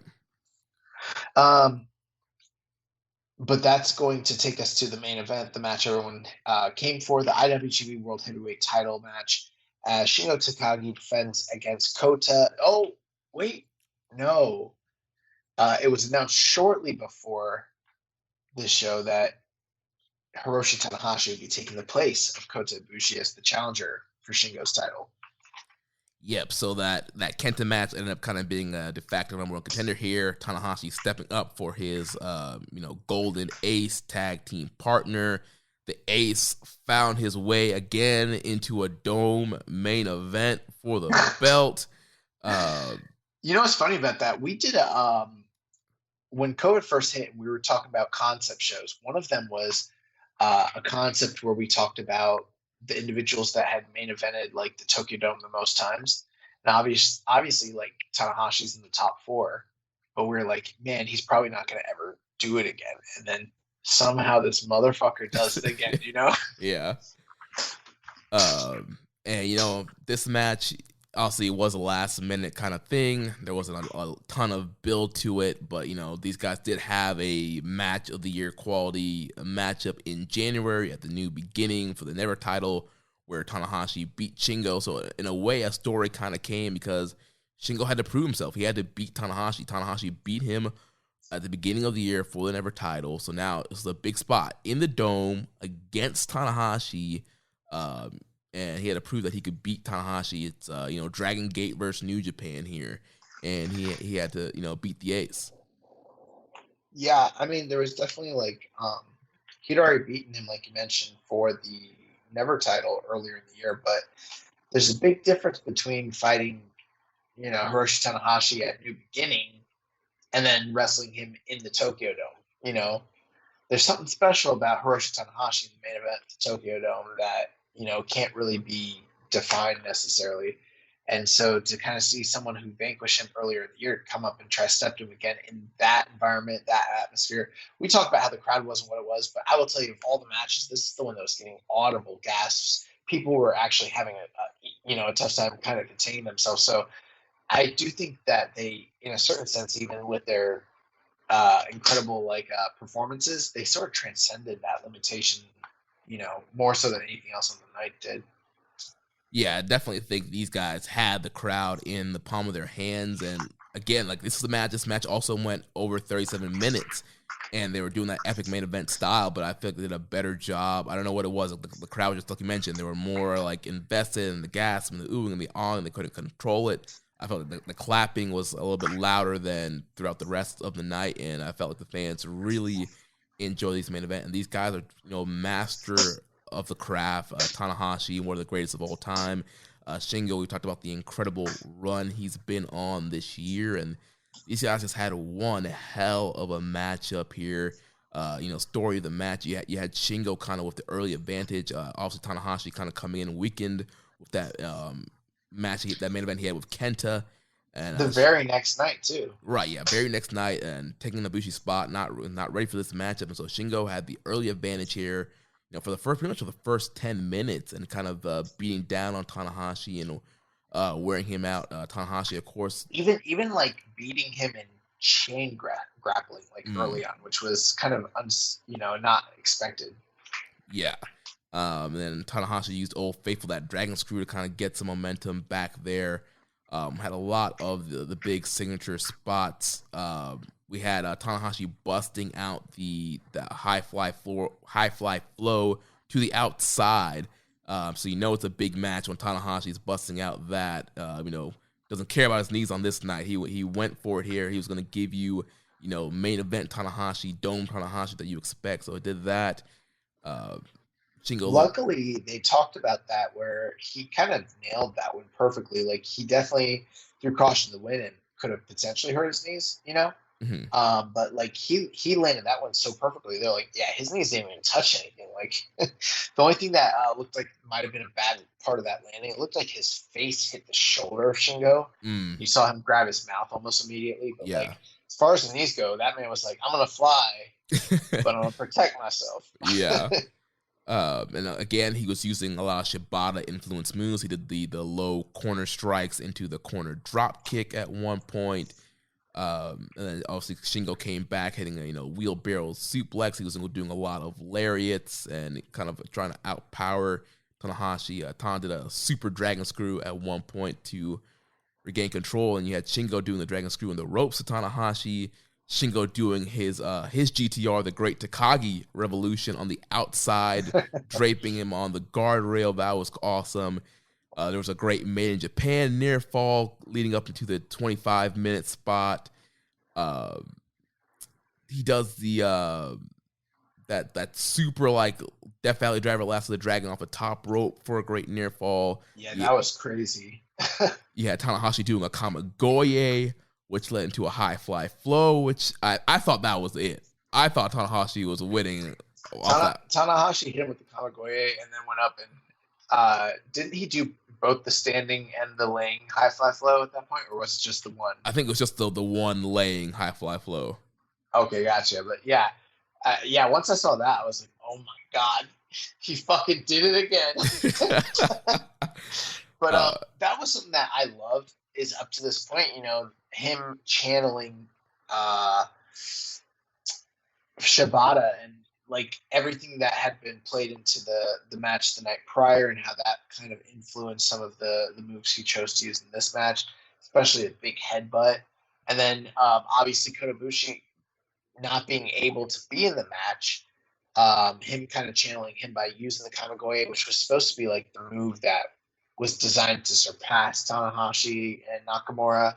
And it was like Chris Charlton was like on the mic and he's like, but Tanahashi's using that very move to surpass Shingo Takagi. So like, you know, it was just really great seeing him kind of incorporate both those story elements into the match, you know? Yeah. You mentioned that big headbutt Shibata style, which is kind of cool to see. You don't really see Tanahashi doing a lot of headbutts, so that was kind of cool to see. I mean, he didn't do the Shibata style headbutt, like skull to skull. It was still a working headbutt. Like, absolutely, it's not part of his repertoire. Yeah, Shingo hit a Last of the Dragon, but he wasn't able to cover Tanahashi, so that led into a strike exchange between both guys, and Shingo just that strike exchange was awesome. And that was another strange thing. Tanahashi was outstriking Shingo most of the match. Mm-hmm. Every time they get into a strike exchange, he would win them, and it's like I don't remember too many people beating Shingo in those strike exchanges. It just shows you how fired up Tanahashi was, how motivated he was. Right, yeah, there was one point where he was hitting a lot of shotes during strike exchanges, and got to the point where he was, you know, mustering up to go back on the top for a high fly flow, and Shingo crawling on his hands and knees would cut off Tanahashi from going up. He hits that super Last of the Dragon. Tanahashi kicks out. Tanahashi kind of has his last kind of bullets in the barrel there. Hits some shotes, but then Shingo fires back, hits a lariat, Last of the Dragon, 1, 2, 3. Shingo retains. There was also a counter of the Last of the Dragon into a sling blade. Yes, that was dope. Which was kind of crazy. Yeah, bro, this match for me, bordering on that 4.5, 4 3/4. I think I'm probably inclined for the 4 3/4. A low end match of the year candidate for me this year in New Japan, but still just out of this world excellent. Perfect companion piece to the match that they had in February. And, you know, another huge notch on Shingo Takagi. They mentioned how the last time any individual had won in the main event of the Tokyo Dome in their first try was Brock Lesnar in 2005. Since then, every other individual prior to Shingo who's been in the main event on their first try has lost. So, like, you know, he's the champion. He's beating legends. There's now a hit list of guys that, not just against Shingo, but just in general, have not won their first, you know, title challenge. And, you know, Tanahashi kind of joins that group. Yeah, so yeah, kind of a great moment there for Shingo, and yeah, kind of a great stat there. Then, unfortunately, you know, post-match as Shingo is celebrating, lights go out. We get a video from Evil and Dick Togo. Lights come back on. Evil's there. Hits the Everything is Evil on Shingo, and he is setting himself up as the next challenger. So before we discuss that, let's jump into these questions. It looks like we got quite a few. I watched the Tanahashi Shingo match with a couple. This is from Viking Pain. He said, I watched the Tanahashi Shingo match with a couple of my friends who were casual WWE fans, and Tanahashi had them eating out of the palm of his hand. He's still incredible, even at his age and bodily condition. Where would Tanahashi rank in your GOAT meter, and is he in your Mount Rushmore of wrestling? Because he's in mine for sure. Yeah, I mean, Tanahashi is incredible. He's high up there on the GOAT meter. I think when it comes to, like, determining GOATs and Mount Rushmores. For me, it's just always hard because you kind of have to look at the era and the years. I feel like for certain eras, certain styles, it's kind of hard to compare like a Tanahashi to somebody like a Luthez. There's different eras, different styles for the times, and I think there's different Rushmores and GOATs for different time periods. But in the last 10 years or so, Tanahashi is definitely up there. Yeah, man. Totally agree with you. Tanahashi being great. He's on my. He's one of my all-time favorite wrestlers. So yes, I think he's one of the greatest wrestlers. I think he's one of the all-time greatest storytellers that wrestling has ever known, amongst other things. But for Mount Rushmore, I'd say definitely New Japan. He's on my New Japan Mount Rushmore for sure. He's the fourth face. So, but yeah, I agree with a lot of things Jeremy said there. So his next question says, are you guys ready for Evil's glorious second reign, or do you think they are really going to have Shingo walk into the G1 as champion in his first reign? Wouldn't that be a massive sign of confidence in him? Because I think Omega may have been the last guy to walk into the G1 as champ in his first reign. And will LIJ be able to handle the two top dogs in the faction for long? Well, yeah, I'm not expecting them to put the title on Evil or anything like that. So, but as far as Shingo, right now it looks like he may potentially be the guy that walks into the G1 as champion. The alternative, I guess, could be Evil. Oh boy, yeah. Maybe somebody else on that second night. I don't know, but yeah, I think it is a big sign of confidence, I guess. But it feels like there's been a lot of people who've done it. I know Omega is the most recent, but since then, it's not like a rare thing, is what I'm thinking. Yeah. But as far as like, they've already shown their signs of confidence in him beyond this, based on the guys he's beating, based on the main events they've let him have, and everything like that. Like, it's not even so much that he's going into the G1 as champ, but more so the fact that he's like achieving every time they give him a new opportunity. Right. And I think there's a lot of story options for him main eventing Wrestle Kingdom. You could have Ospreay come back and win the G1. You could have Ibushi win the G1. You could have Okada win the G1. You could have Naito win the G1. There are a lot of challengers that they've kind of built in stories. Like you mentioned, a lot of stories they've kind of set up this year of people who could come in and challenge him at Wrestle Kingdom. Yeah, definitely. Next question from Reddit user _stress_. Evil back in the main event. Why are we still here? Just to suffer. I wish I had a good answer for you. I'm not even really completely sure behind the thinking here. Maybe it's a sign of confidence in Evil. I felt like at this point they were kind of giving up on the experiment. Yeah. And so I'm a little surprised. I don't know if maybe this is them trying to get the last bit of juice out of the squeeze. They're like, hey, we pushed it before. We might as well try to get one last big, main event. Or maybe if it's them trying to reset on him and try again because they already have all this investment. I'm not sure really what they're trying to do, though. Yeah, especially if it being a main event at the MetLife Dome. If this was like a, power struggle or new beginning main event, I'd be like, whatever, fine. But, being this big dome main event with Evil is definitely a head scratcher. Next question here from Brad Michaels at The Real M Braids on Twitter. He says, fantastic main event and an quote-unquote interesting post-match angle. Either of you guys make like GCW fans and start throwing things when Evil showed up, or all of you or all of your respective positions still intact? Yeah, no, I didn't throw anything. I just I think I just went like, geez, this again, not again. Like, yeah, it was disappointed, not surprised. He did beat Ishii the night before, and he wasn't in the Rambo. So they're kind of setting you up for that, and it's like, we don't know what. I didn't even think of that. He wasn't in the Rambo. Wow. Yeah, Dick Togo took his spot in the Rambo. So it was kind of like if you pay attention, it was kind of coming, but yeah, I was not a big fan of it. The thing is, like, I guess I'd be fine with it. I just, it seems like these big shows, especially the stadium ones and domes, like those are so rare. So, out of this, like this year's like 4 dome shows, we're gonna have to watch like fucking Evil in one of them. Like that sucks. Yeah. Next set of questions here from Rambone Slam Pig. How does it feel to have a show with multiple title matches, great in-ring performances, title changes, and no filler? It reminded me of what Dominion used to be like, not Wrestle Kingdom level, but a big show. With that said, why Evil? For me, everything you mentioned there is accurate, but again, the crowd and atmosphere is the one thing that kind of keeps it out of that Dominion feel for me, that we used to get annually, but it's not far off. Yeah, overall, yeah. Like you said, this is going to be one of our show of the year contenders.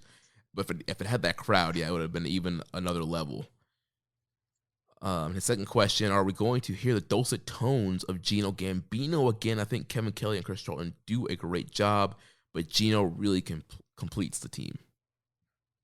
I mean, they talk about him all the time, and there's no indication he's not going to be with the company going forward. I think it's just COVID related. So yes, absolutely. Yeah, it sounds like he doesn't have a good home studio setup and has to drive somewhere, and the lockdown being really restricted, he's not allowed to leave the house, so he wasn't able to do commentary here. Then the last question here from Stale Burger Bun. Will Shingo be able to get an enjoyable match out of Evil? No. I mean, Shingo's fantastic, but if Ishii can't, then I have no added faith that Shingo's going to be able to, have this great classic with Evil. Not this Evil. Yeah, like it would have to be no shenanigans. But we know there's going to be shenanigans. There's going to be Dick Togo coming out and choking Shingo out. It's probably going to be a Naito Evil rewatch where, you wait till the last second for like Sonata and Bushi to run out to save Shingo, and Shingo's able to fight them off and hit the last of the dragon. So I don't know. I'm going to hate it no matter what. And then last question here related to the Dome from Reddit user The Peaky Blinder. Says Wrestle Grand Slam at Tokyo Dome was from top to bottom, bearing the dreadful pre-show Rambo, possibly the best card this year. There wasn't a poor match out of the 5 on the show. If there was a full cheering crowd, do you think this would have elevated the show into an all-time great Dome show, i.e. Noah Destiny 2005? Yeah, I agree with you. I think the show is great. I couldn't put it in the realm of like Destiny. It's one of the greatest wrestling shows of all time. But I mean, it's just what we said earlier. The show would have been viewed as it'd be viewed as a much more well-received show than it is currently. That's all. I don't think I could put it in the realm of like, when you say like Destiny 2005, you're talking about like Wrestle Kingdom 9, Wrestle Kingdom 10. Like that's like rarefied air. Yeah. So we do have some news on what is coming up next for the rest of the summer.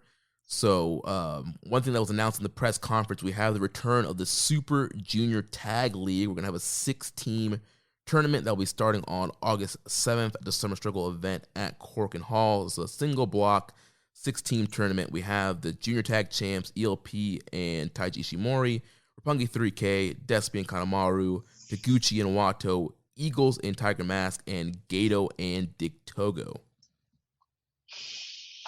Quite possibly my most loathed annual tournament. In theory, I should love it because it's a junior tag team title turn, or junior tag league. Like, why wouldn't I love a bunch of junior tag teams like going at it? But man, the way this like division has always been and how it's been this year, like, I don't know. I'm just not into it.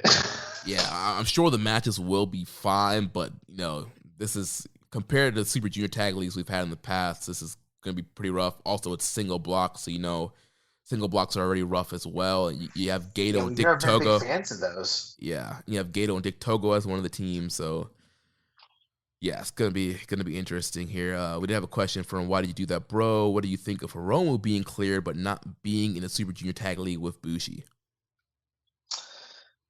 That's a good point. I didn't think about that. Yeah, it seems like they're kind of going the reverse way they went with Hiromu the last time he came back from injury. So last time, like, they threw him on that random Road 2 show and he lost in the build-up to the Dome against Ospreay. But here, they've kind of announced his next match, but they're kind of holding him off until that title match.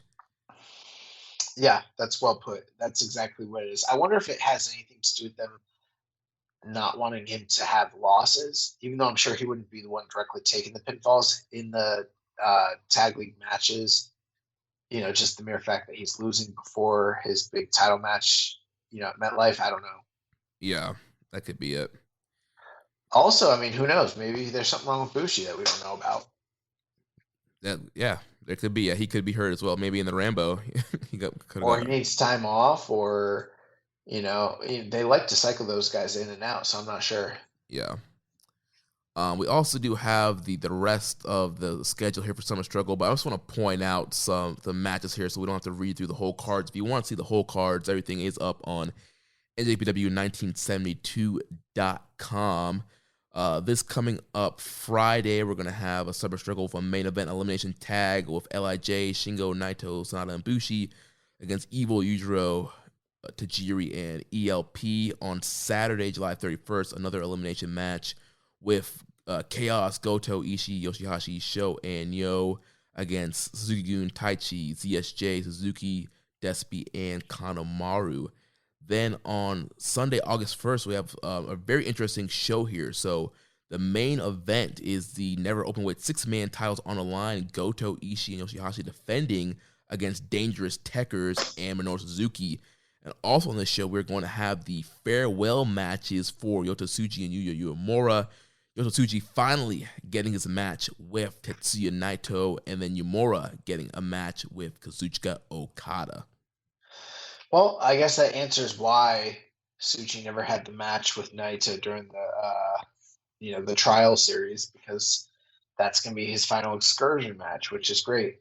And then Uemura versus Okada, kind of, I don't know. Maybe are they trying to tell us something? Ace versus Ace? Maybe.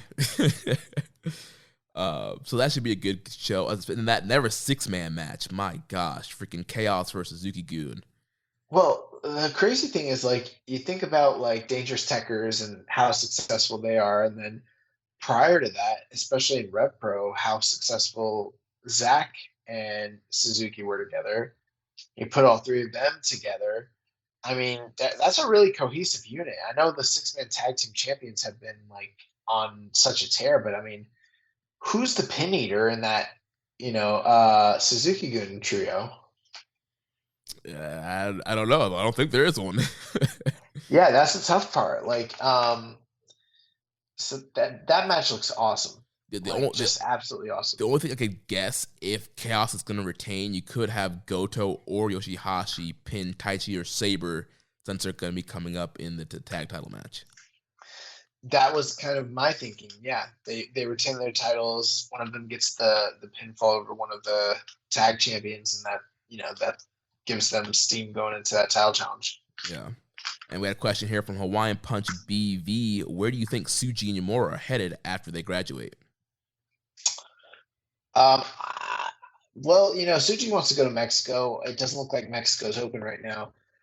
We kind of talked about this in a group chat where I was like, maybe he goes to like America for the time being, and then later on they move him to Mexico. They've done that with guys in the past. They did that sort of thing with like the Roppongi 3K guys and Evil. They start their excursion one place and then finish it out somewhere else. That is possible. So that's kind of what I'm thinking for him, maybe.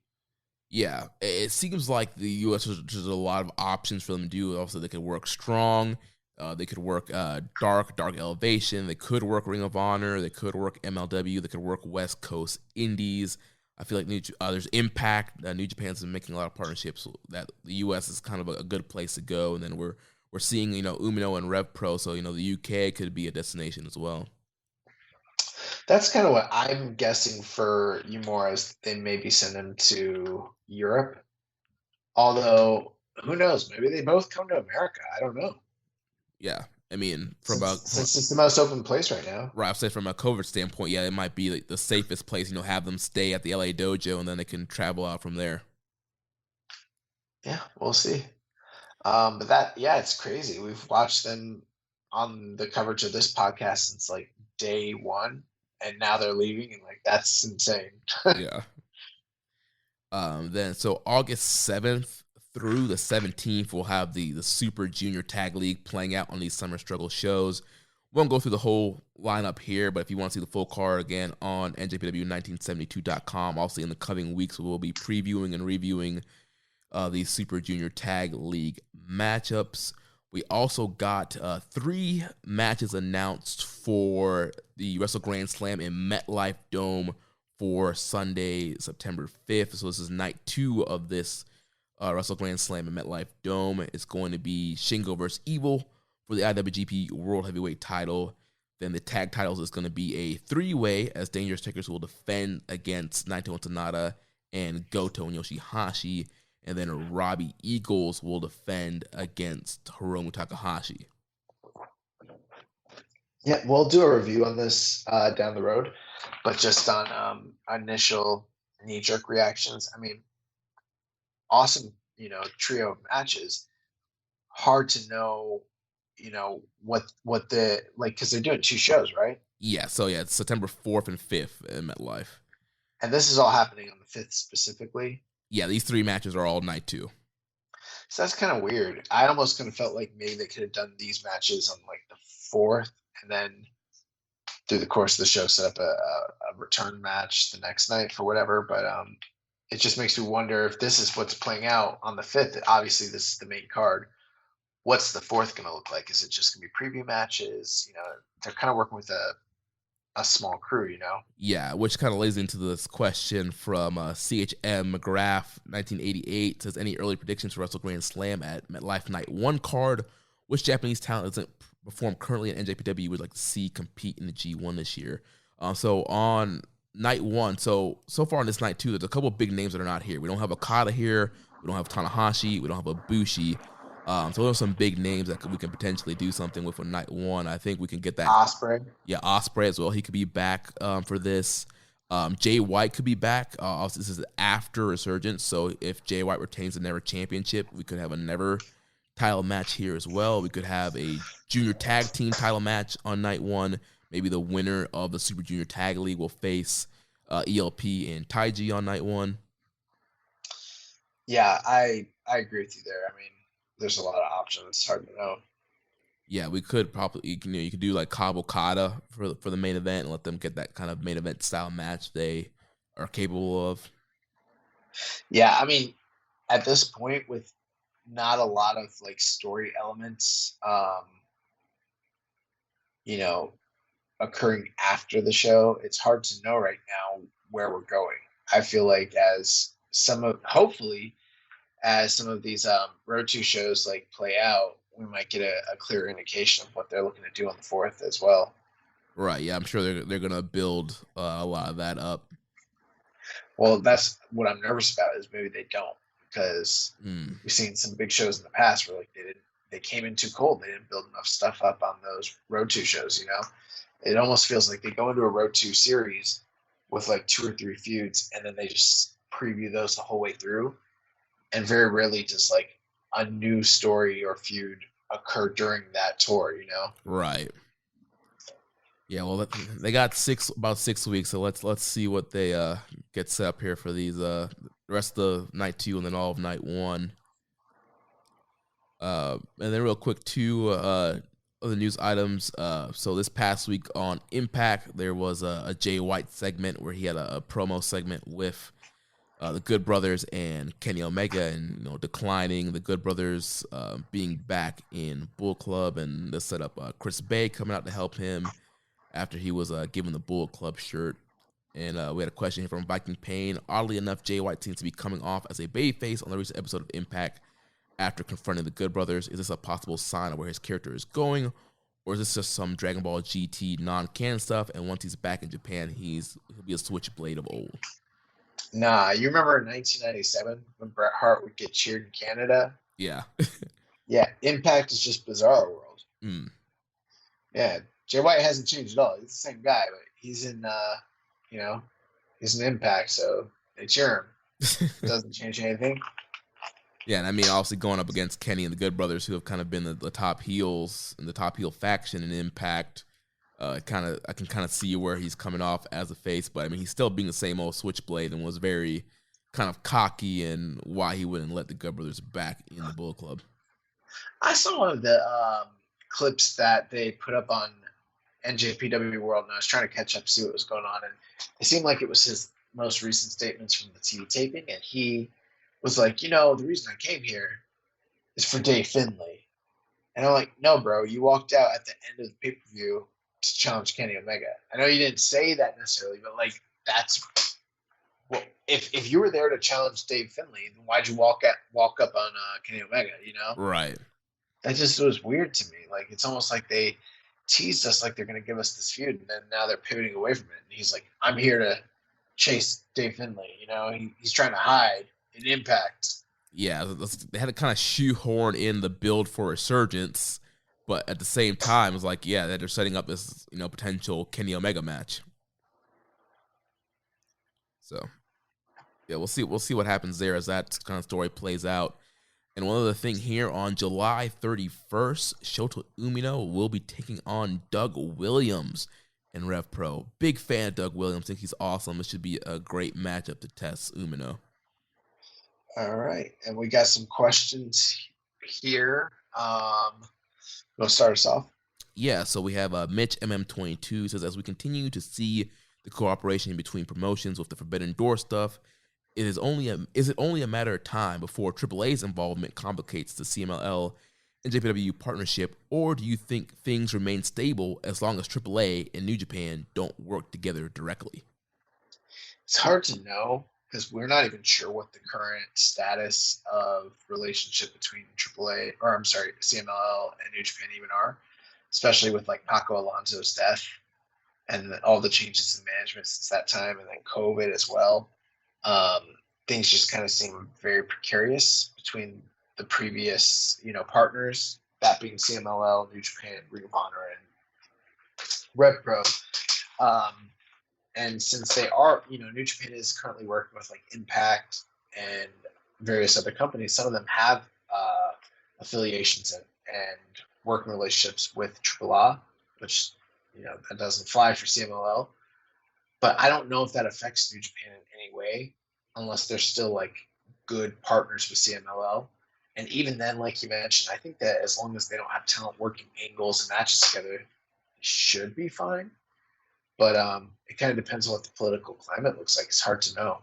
Yeah, and we saw with CMLL ending their relationship with Ring of Honor due to them having guys working for a rival promotion.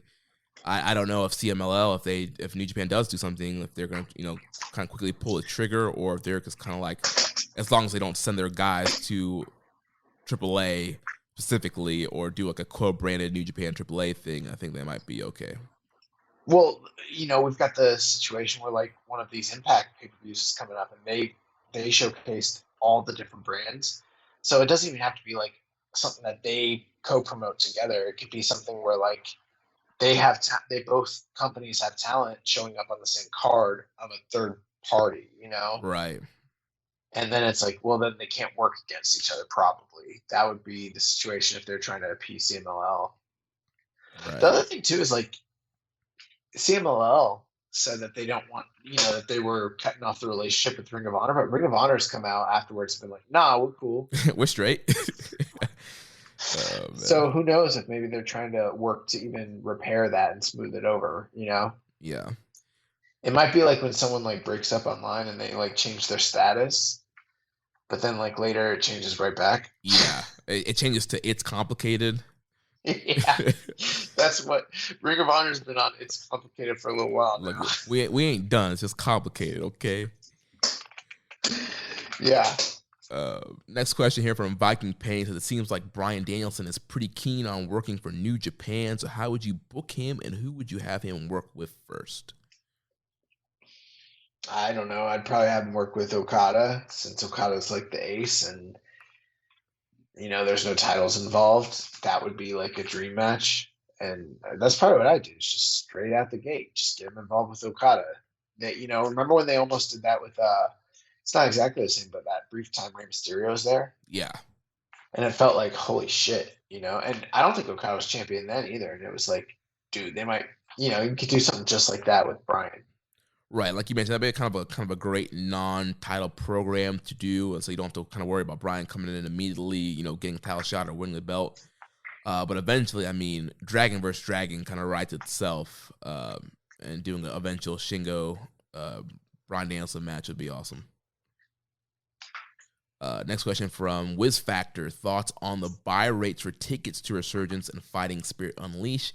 If New Japan is underperforming in selling live tickets, is it just because of the card or the fact that New Japan has lost too many Western fans to other promotions? Is it too late for New Japan to make it big in America? Also, if hindsight is 2020, was trying to run Wrestle Dynasty in MSG a mistake? Oh, a lot of questions. I haven't heard anything about them underperforming. It looks like they just about sold out the TV taping, and they've only got 300-400 tickets left for the pay-per-view. There's almost about, I think, like 10 to 15% of the tickets left for the pay-per-view. Yeah, so that means that they've sold like 90% of the tickets, and they're probably going to have a big walk-up crowd. So they'll, even if they don't sell out, they're virtually sold out.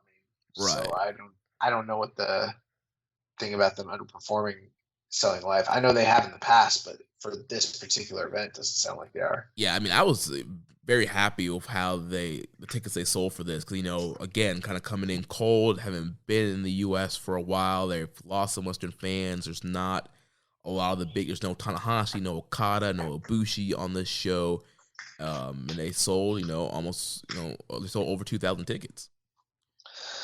Yeah. As far as if it's too late for them to make it big in America, I mean, not necessarily. I think we've always talked about a TV deal is probably the primary goal. If they want to make money here, it needs to be a lucrative television deal.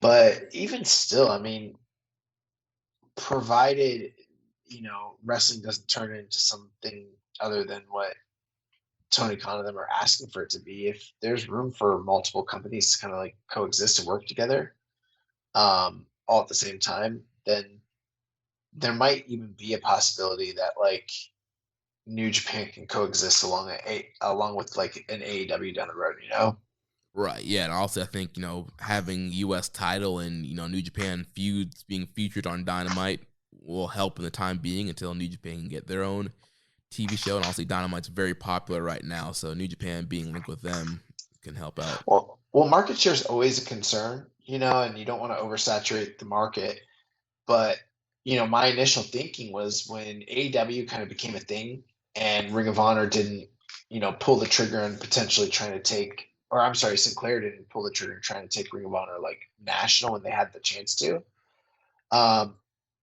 Once AEW became a thing, it kind of felt like the U.S. expansion of New Japan was doomed because, I mean, you had a major player that kind of took up that space that either yourself or Ring of Honor was gunning for. But now it feels like if there is the ability for cohesion to be the case, they all might be able to just coexist, and grow together. Right. As far as Wrestle Dynasty possibly being a mistake, I mean, obviously it's kind of hard to say that. I mean, who knows? I would assume for that they would have had, the full roster coming in. You would have had Okada, Tanahashi, and all those guys. I feel like they would have tried to put together a Wrestle Kingdom size card. What if it has sold out again?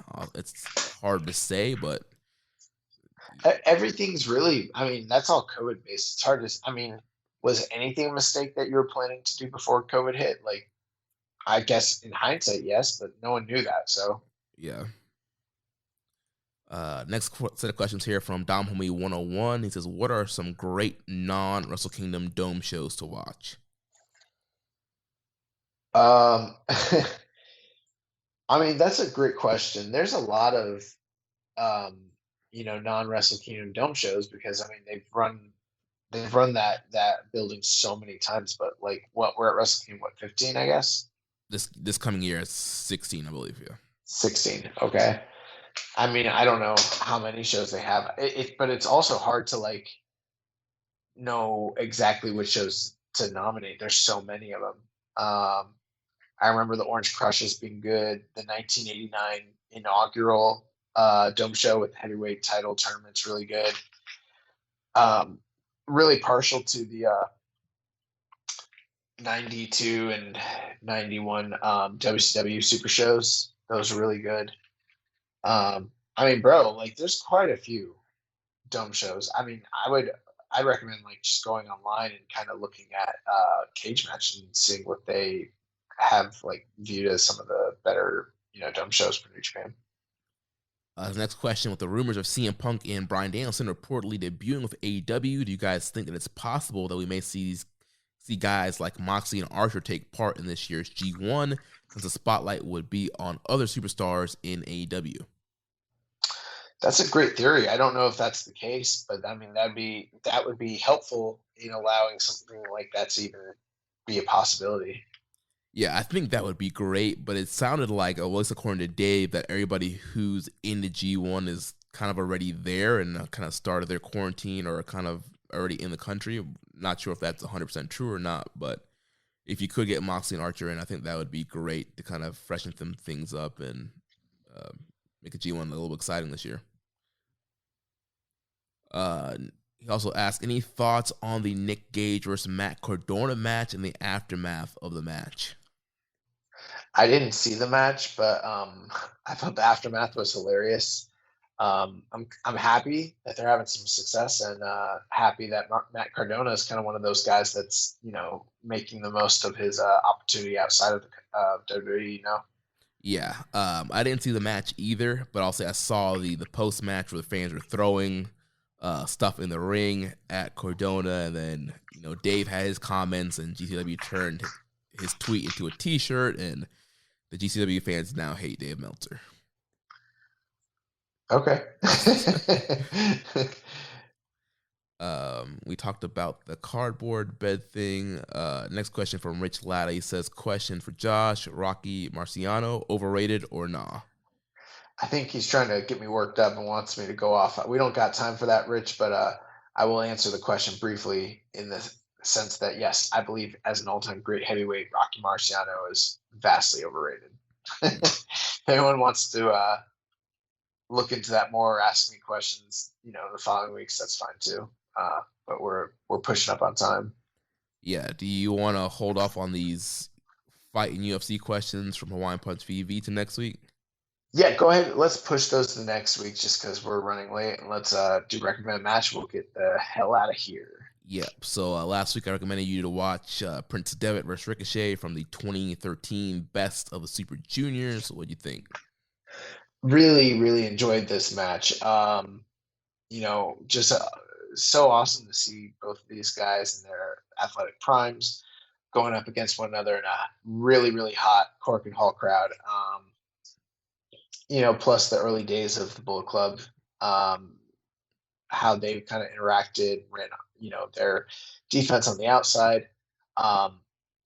Ricochet was just fucking awesome here. Like, he did so many. I mean, he's still incredible, but like the amount of like high flying he was doing in this match was really awesome. And I've trained with the guy briefly in the past, and like I've never seen any individual have that kind of control over their body the way he does, with his balance and everything like that. That was on full display here. Some of the flips and dives, and jumps, and somersaults, and back handsprings, everything. Like, this guy was just on it.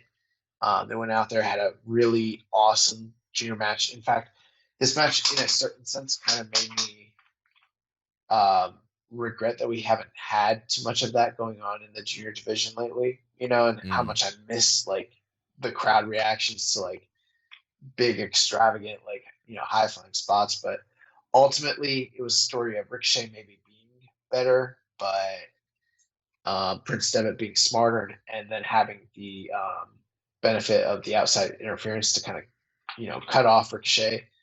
But at the end of it all, I kind of expected the Bullet Club to really run some bullshit and cost him the match. And instead it was just like Prince Devitt outsmarted him, caught him on the top rope, hit him with the bloody cross from the top rope, and pinned him for the 1-2-3. So it was actually fairly cleaner than I expected it to be. And when I kind of contrasted this match and how the Bullet Club operated back then compared to how like that Evil match we discussed was, and it's night and day. Like, one of them is entertaining and fits the narrative of a well-told story. The other one is just derivative, Right. But yeah, liked this match a lot. Probably 4 stars. That's about where I was at with it. Yeah. Awesome. So that is going to take us to my recommended match. Actually, one last thing I wanted to talk about. So we kind of glossed over this, but I want to get your opinion. When Evil came out and challenged for the title and is now getting a title shot, there was a lot of talk about the fact that he has had so few wins since he dropped the title. And, there was like one camp that was discussing how like he shouldn't even be getting title shots based on his record. And then another camp that was basically saying that like people don't care when a challenger comes in cold unless it's Evil, because it's Evil, and the match isn't going to be good, but they'll give the pass for like say Kota Ibushi, for instance. Yeah, I don't know. It's difficult. I mean, I think there's both camps have a point. But I feel like challengers don't come in as cold as Evil comes in. And even if they come in cold, at least they probably have been doing programs that with guys that kind of make sense why they would end up in a title picture next. Like Evil was like wrestling Yano not too long ago in a KLPW match. Like he was like pretty much like close to the bottom of the card. I mean, there was 6-man title. Like he was like so far away from a title picture, it's like even more jarring that like out of nowhere he's back. It's like Ishii was like the first kind of like singles feud he had in a long time. Yeah, he's like one of those charts that you see where it's like up and then down and then up and down. Like that's him literally right now. Yeah. Anyways, just want to get your thoughts on that. Appreciate it. So the recommended match of the week this week is the December 14th, 2000 tag team match between Masanobu Fuchi and Toshiaki Kawada against Takashi Iisuka and Yuji Nagata. This is a match that occurred on the Second Judgment card from December 14th of that year. Rated 5 stars, Wrestling Observer Newsletter. Nice. One of the best tag team matches in New Japan history. Well, looking forward to checking that out. Checking out young, non-crazy Iisuka. Yeah, this is like sheer Iisuka. Nice. Well, looking forward to that. And that is going to wrap things up for us here. Next week, we'll be back to review the latest shows in the Summer Struggle Tour. So if you enjoyed today's show, please consider making a donation by visiting socialsuplex.com/donate and click on the donate button under the Keeping It Strong Style logo. Make sure you connect with us on social media. On Twitter, the show is at KI Strong Style. The network is at Social Suplex. I'm at Jeremy L. Donovan. Follow us on Facebook, facebook.com/socialsuplex. Or you can join us in the Wrestling Squared Circle group, facebook.com/group/Wrestling Squared Circle. On Instagram, we are at Social Suplex. On Reddit, I'm the Pro Black Guy. Y'all just Keeping It Strong Style. You can email me, jeremy@socialsuplex.com. Check out all the other shows here on the Social Suplex Podcast Network. We have One Nation Radio, hosted by Rich and James. We have Grave Consequences with Caleb and Maserati. The 8-Bed Suplex with Josh, #2. All Things Elite with Floyd and Austin. And the Great Match Generator with Danny. Don't forget to subscribe and leave a rating and review. And we will catch you next week on Keeping It Strong Style, the ace of podcasts. Ichiban. Thank you for listening to Keepin' It Strong Style. We'll see you next time.